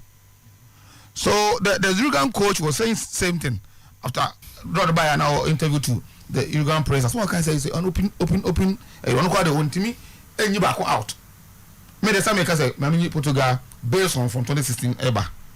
But only the one who say all the 4 teams no will be our chance of making it to the next stage. So it calls for Yampani for to say now me don't qualify. Preparation is starting from now. Yeah, arrangement, the kind of friendly match that you want to play. Where you want to go for your pre-season. But you have camp players. And this money must start from now. Between now and November, ordinary because you move. But in football circles, we want to yeah, season we are not November. So we have a good team. That's a team I have potentials. I mean, doubt your team I have potentials. Say if you prepare well, you better work up at Okata ni na Koko Jenny. I am not placing my argument so much on the age factor. Because Ubeka said the auditors by Frank Mensa Pozo, yeah. The Asians, I think the labor force no at 60 years now call retirement no. If you are here almost 70 or something. Oh, then that koyo. And almost traveling that stuff. But no, yes sir. So the holding. You know, age but so age na so young players that's one prepare ya. What is the use of that now? Okay. And football you no kwan na football. What I say? I watched Macedonia against Portugal. And now we hear Pepe. All the timely tackles, all the important, most of them, he does it. Even though Edgy Kachino. That's what you need. But all Sunday now. Okay. What I say? And the old ball against Portugal. Now, Cristiano Ronaldo, age 37, going. The kind of things what they in football and Ghana player better money. So if you talk about dual on age, now one prepare here. What are you talking about? And you know, you know, every prepare here. What's on my day chain? So your age, will be nothing. So who age, not say we educate preparation now. The approach, that will be good. Now to the players are more come as a win. Because why you bet me say all the Black Star players you to me and Kasa who's here before we are back as it is not done anyway. And of course, some players can Obian can be a Black Star player. Obian can be a Black Star player. Obi only players in the among the players on the bombo. A yen or mine and I free say these players a Ghana for instead of the Koruma no free Portugal over there or me purely Brazilians but they don't about the Charles. These players they trace on route from here. He said something about the route. What you two must send route to Ghana. But baby I war no and baby I tell my do the no. We are grateful for that or person could be able to because sorry I CGC Pastor Mensa Otabel. Oh me call me couple no call maybe no more program be. Oh Genasi. Now I don't know the environment the environment team mani pay. Obajibo wo ebianka ye wo tafo woni bia ata. Na yatete wo Ghana. Na yakwati woni ano say Germany. Se enai mo be hia musuban ene mo ne ye completely different. as be your montafo. All the environment here. And where you were born, where you were treated, and then I will go through. Definitely, whole life, what did your whole life know? But you would have loved to do everything there.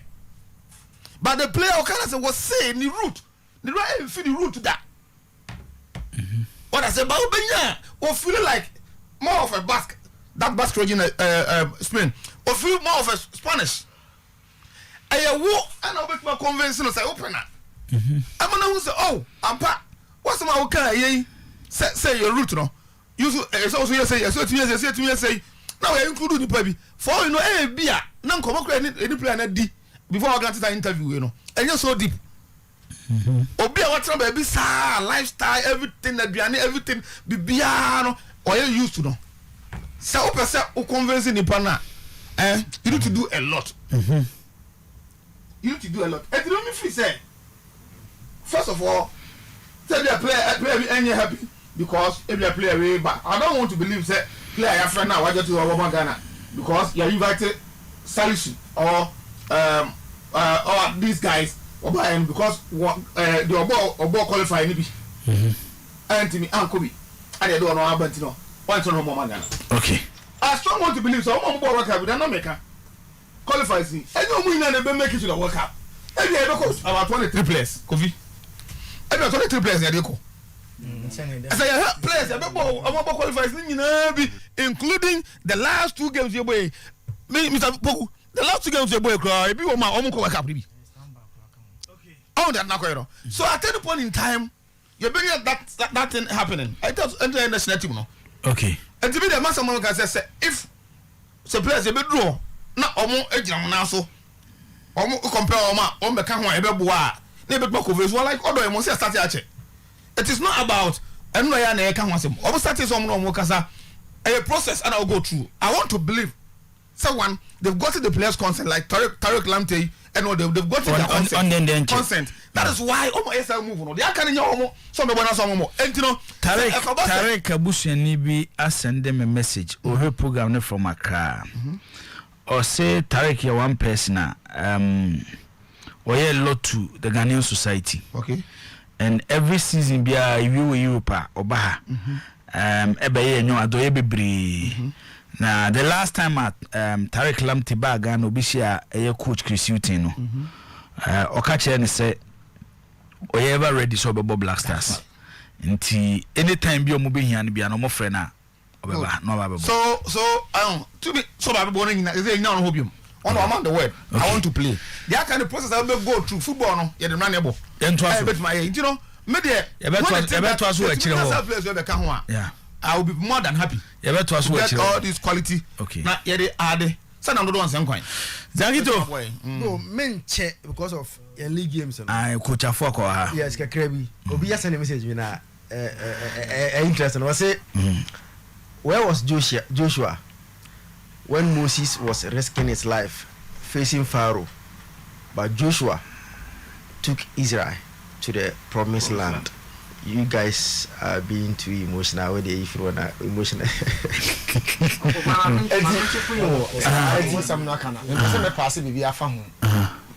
In terms of Sarah, when assistant code making face and Ekasano, William Afakwa. we were say you to go for you, but I can't say. On say, Bono 4 to 4. See, you show more Africa, Hanum see. I'm say, yeah, mobile, check our system here, Africa. Sir, because Ghana say, for instance, the teams, the juvenile teams, you know, only acquire first to play and play and Benin. And Tieni and Sandy Bruni, I've been about 20, 23, and Sandy Bruni 15 years ahead. I pay. In that time, now, yeah, manipulative ages in Ghana. In the time I will go back 35, but we never got 37. Now, we will change, but we want about 5 years. It's only age, you know. So that's how they are. And say, no. They start with their junior ages, you know. No man person now taking time kicking in them now until they pick up early. Quantities in our more than that. But yeah, check. They check. Yeah, because we go connect team and the ball back up. Okay. It's our back on the mountain. And get some more money, you know, about Mudia. Opa check only age of the free phone. They check before age of the free phone. Before no, that's what go. That's what go. But I say, not active. Zagito, you see, this issue. Afenejan. The boss 6 games and one bobby cry. Near Inokunante Chidi Ibiabo say Laporte of Man City was waiting for his French call-up until it failed and switched to Spain.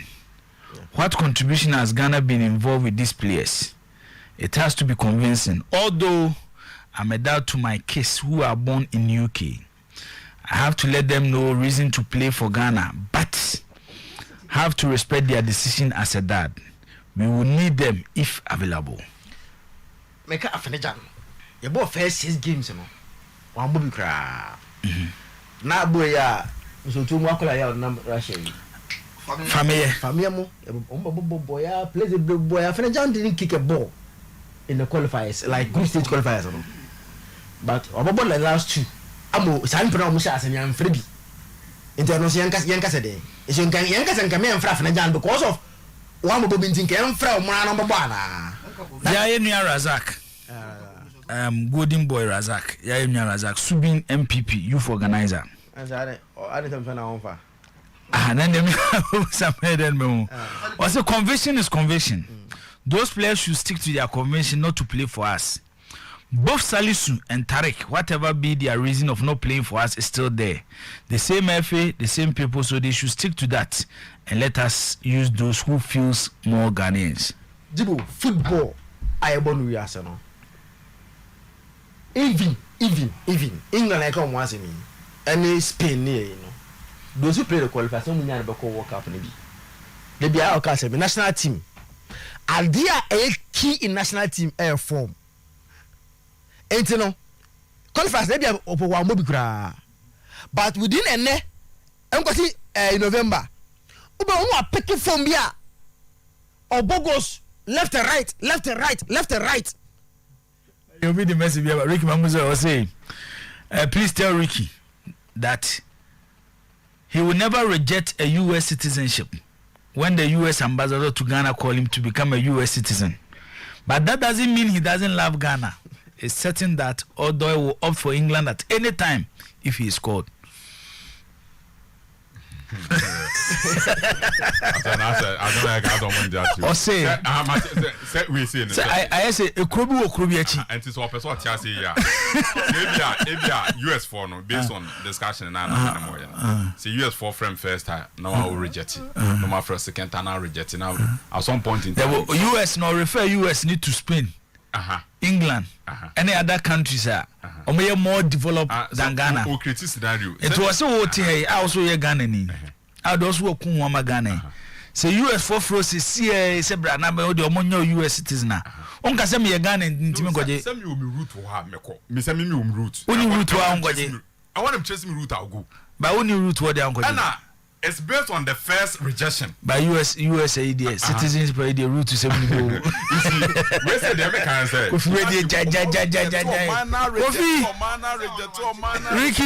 Ricky, US for forces here on rejected.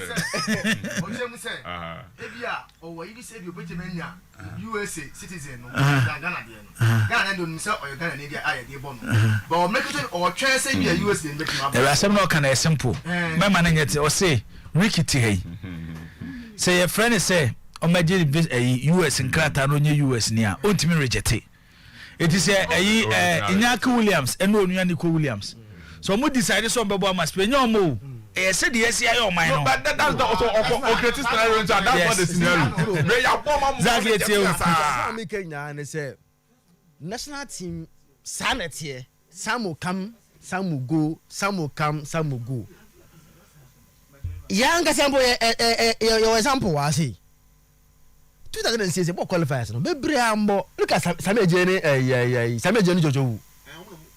Look at how this. But you are trusting the who. Oh, they will never reject it.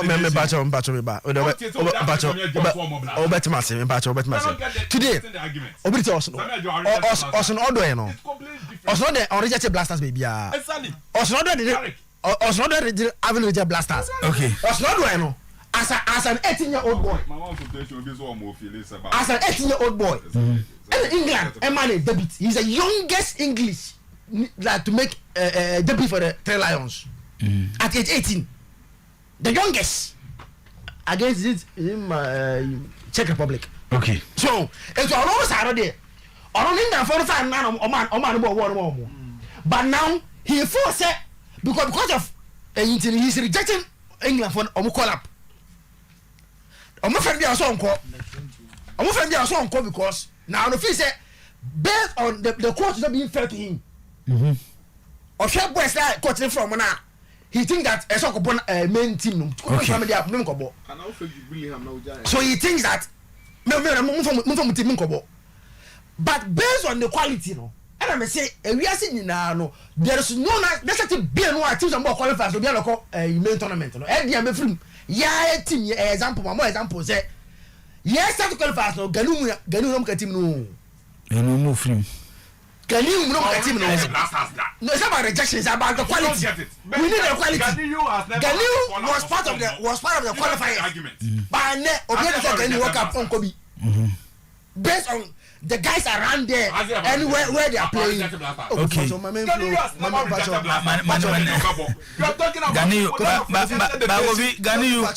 Onispeno. So that is it. Only that the point is about Onispeno. It's about Ganiyu Oni England. The man has said that Ganiyu Bobi no movie. That's why I say. Okay. This is my point. My point is that on my year woman, national team is about players form. Okay. Players available. Yeah. And say Ghana ni na or form. Ni efisi on my boy. Okay. That my adem person see kura. Say they didn't pay the qualifiers. Medase. League games basso over the weekend. Baba Yara Sports Stadium kwasiada. Kim Pfizer ene Asante Kotoko nebo Saasuna do ani eche baby ani dance parker. Go Stars omo any Dreams FC ena airborne. Okwa eyesuga kopa ye wafa omo ene Aduana Stars ena airborne ewo eho. Enememre Accra Sports Stadium Accra Azofo ene Mediema ena airborne. After watching the games ne to so 11 Wonders and Accra Lions and no koso oye ewo Hinameya Park so and Legon Cities omuni Ashanti Gold and Ebebo ewo Elwak Sports Stadium and so a gamer and no Ebaso den Kerala ne Elimina Sharks so and Abichem United ni Olympics and a Juada RTU and Brekum Chelsea El Baba Sports and no Ebaso Juada.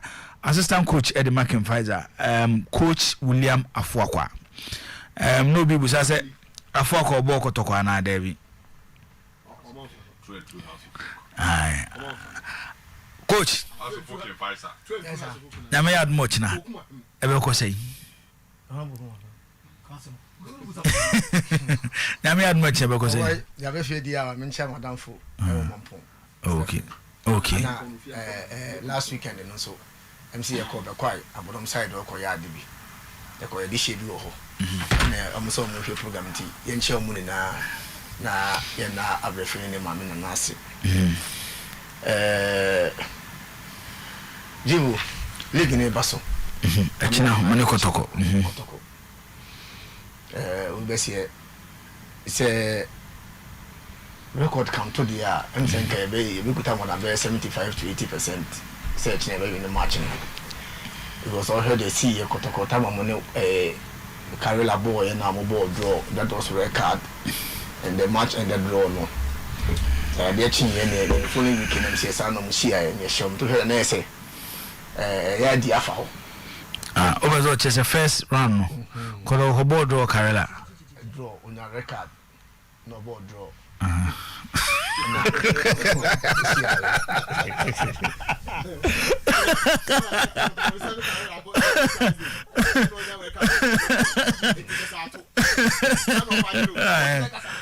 Okay. Coach is design way. It's first round no. Kotoko ko anyina se no omne Karela no. Omo ball draw. And omunya record. And I will so second round no mababo Karela. And I'm about 1-1 and I got new record. Oh, okay. I don't know motivation. You don't get match in the house and match. And the boys is no more motivation on one. Because we training their Kosona. All whatever they are saying is against Crovia. Into very serious training ground. because the name crop ya na ankasa pese no even if you are in the Ashanti region opeti mo obi eni hono mo nya kwan so kokotoko on ya de on pe ni afare time nya kwan e bo friend dem mate basics ma kokotoko komo fawo no so nya de sanity mo de mo ya de a nipa bi nkan chese koda okay na se no so nya de se o ma ne nkasa ebi di eche bi omo so mo ma no omo sa omo de mo nte di eche ni yin so mo de mo nso ni so mo so den aba e from anom de ka sanity ndi se wanya akonya nsi anko ba bi a na pa wanya ho so mo de mo o team so o bo team se wo na na obi mo de mo de o team wo obi a mo de mo de o team wo ndi o so ko ba bi a so o peda mo de mo ko so de obi team den akọ league na ye bo du ba bi a kin face aye bi se atia be da no e mo a enye ye fault enye mo fault referee ni ma na mo ye no referee ni ma na mo ye na no de ye hwade striker in the same record Kim Pfizer and Mediama was a draw in the first round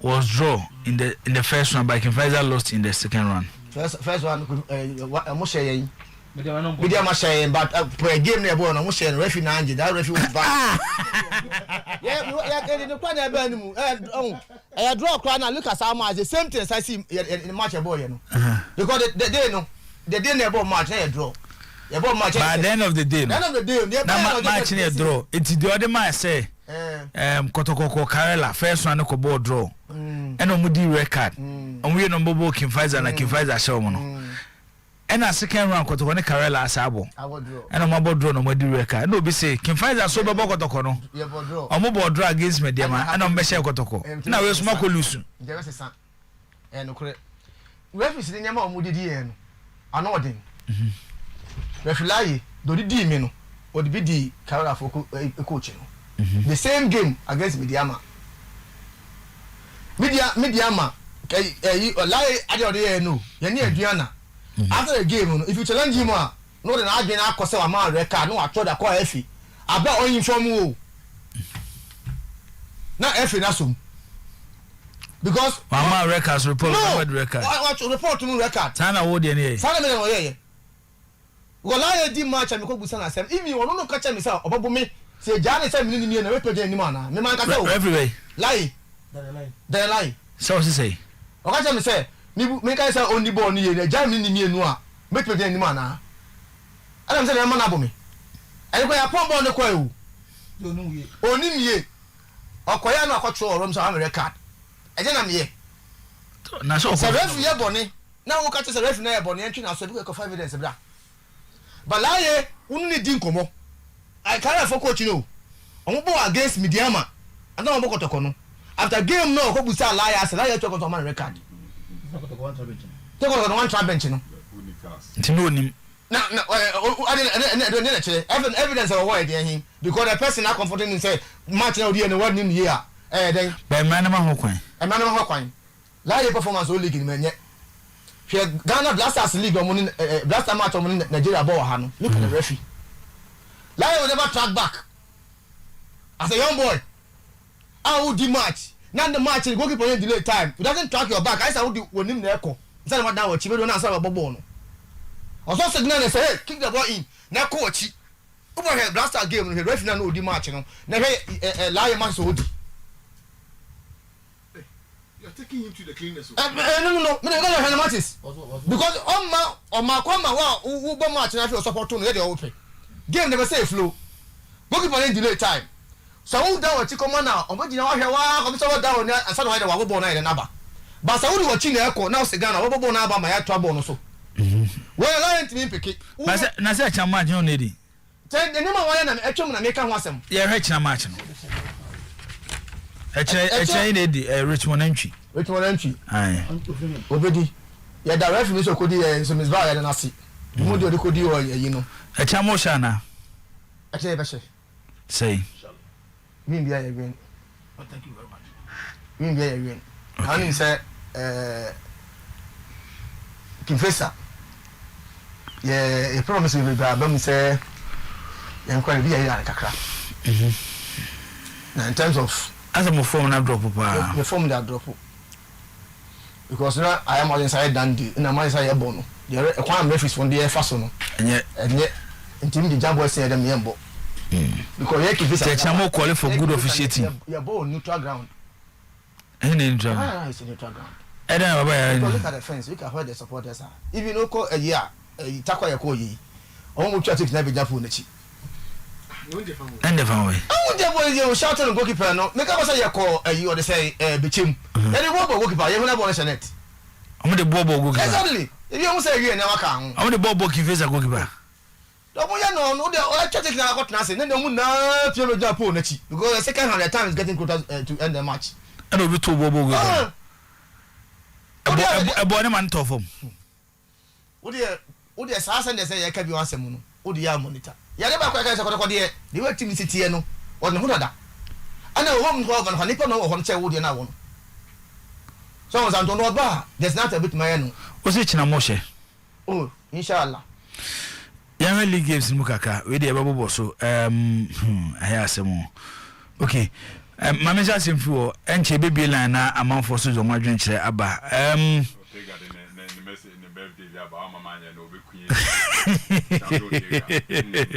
A real Ortega. Okay. Bafo Kotokoni can find that. Quick one. It's going to be an interesting game. A revenge for and a liga. A really and they are cementing the one a winnie. Kotokobeshe. Sasia, Kotokoni can find that. Said you one nominal, son order. Okay.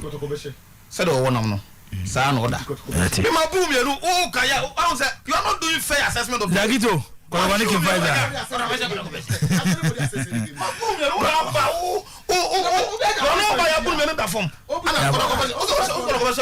Edward Tiao. Edward Tiao, Munya careful. I continue. Dagito Kotokoni can find that quick one. Tight, very tight, but Senegal can give us a form. You know, in their last 5 games, hasn't been impressive. Just one win. So, in their last five games, you know, it makes and Osha just two wins in their last 10 or 11 games. Okay. And the money is one nation. Ninya so lose. One nation. But being a derby, and where Kifesel are coming from, I see it's more of a drawn game. Ricky, quick one, got to go invite that. Oh, I see a drawn game. I see a drawn game. How's my dear man? That game also said look like more of a drawn game. Drawn. I can't was in there. Okay. My media lines, Nika Canyon Farmer for memory, Ortega. Don't worry. 0322 494 401 0322 494 401 0322 494 771. Yemfa a course kaka ewo a program no eso Ricky fa uniform Ortega uniform one again Ortega say ministry office, sports ministry office. The head of protocol at the sports ministry Mrs. Diana Dakunwa Boatin. Okay. Mrs. Diana Dakunwa Boatin. And Mrs. Birthday head of protocol at the Ministry of Youth and Sports. Mami Nedasui. And the protocol Mrs. And Mrs. Yeah, we show happy birthday on the platform of Wairepa FM, Wairepa TV. Yeah, okay. Happy birthday. Hello. Striker. Yes, sir. Good morning. Morning. Nana Bacho it you.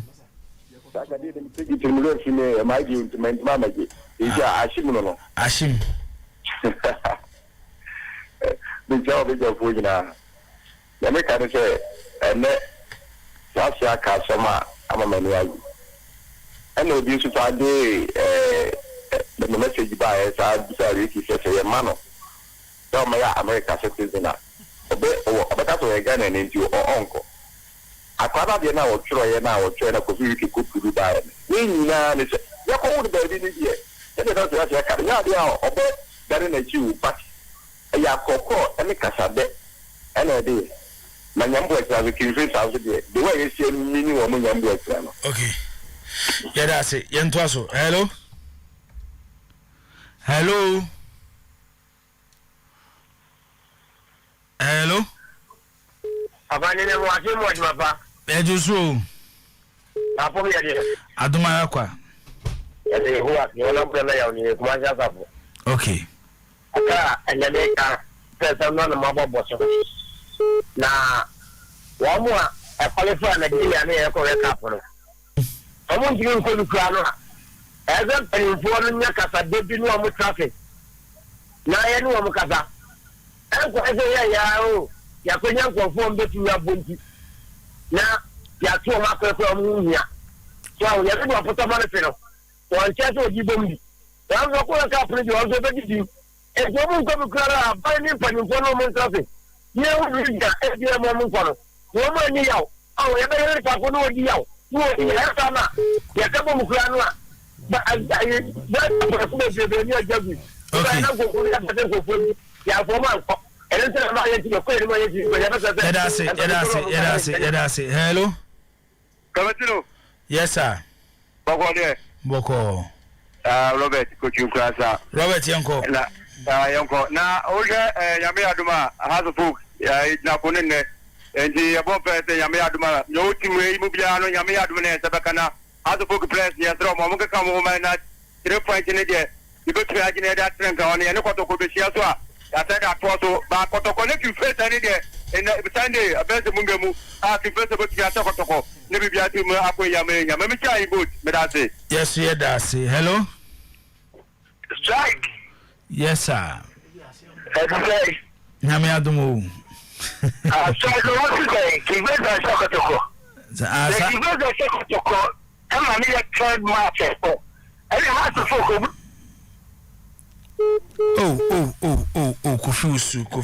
Kofiusu. Hello? Blakovi. Sabra. Dimo. Yes, sir. Solomon. Solo ya nitema na Ewiano no ha. Nana Ponton ata ise wa simamo be jano. Dimo ya timu almost there for hours. Eti so am enka kama homra. Kasa me kana se. Ya ba se Ghana pote World Cup na ye kono. Ye pete ko ye bibi. Le mo nye se dia ye kwa ko kanomba no amana ho a. Se solo ye try.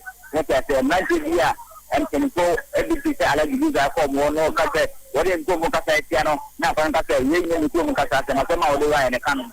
Ninyano enkenye okay the second match the penalty woman but the story is right next match the bit area other boys no munya ko mo ta to bata ba ya kan to munya na mer mo ta ki ma kan to ko yen na ho e ma ke ta yen kre enye se ti ka mo ke li ba ko ba ta yen kene That's Solomon yentimi emfa course no ebiem samesi emfa last one wona otwa to ono kroko oko Madam Comfort Frimpong ene ewa woda samesi emfa fidie so na wish you happy birthday nti nyame enhira na omma nkwatenten na bibia enkoso kama Rocky aba awo beto aso Kofi Chief so say yenchi and the wife Teresa na happy Sabbath to obibia wo asonwunu asonwunu okay Kofi meti kro ni dia na dia cheme why ya de mo si Kwame Abedi me ama bedi an Abedi so say ne first born Jaden Nana Kwame no dem da kwa mo Jaden Nana Kwame da kwa mo Nana Kwame da kwa amoa na ne be say ne first child Abedi so no Kwame Abedi kwa ya Kwame asa ne ma no da bia ya ba ko birthday Kwame is a nice character. Yes. Kwame Abedi. I say what tackle when I say my man blaster ticket be on from me. I'm sure mate. So who say NSM will post on as ministry on can't me. Yeah, the money I see Rocky and eba beto so nyame ya aduma weekend you beti and live commentary from Lake Centers nyina no ye de ebebrom ye da mase samuka ye hu free dwada ebenada ukwada ya wada fiada na memre I did the weekend edition of today's sports aba na wiye ye hia biem batkoso anati oyepa 100.7 ene madam Evelyn Nsiasare sabra ye kasa papa dampem ewo ye kwada so ohwima senti ye free hai ye nyina ye kwa akota na chisa so na Yvette Kwatin awo ka baby nsusu na yi ne eba so ene ewo ye fanchine bra nti ye cha Kwatin o se Kwatin junior ena sister ɛne abusua no nyinaa ɛto mo nsa de afra manfo sɛ mommɛta mo akyi no mo de hye ɛyɛ Yvette Kwatin mompɛ baabi no mo ɛmfa no nto ɛno so kɔ so ɔfankyene bra Iceman Pap ɛhɔ ɛne opposite pɛ ɛna yie no ɛbɛkɔ so yɛnhyia biom nyame yɛ adom a adwada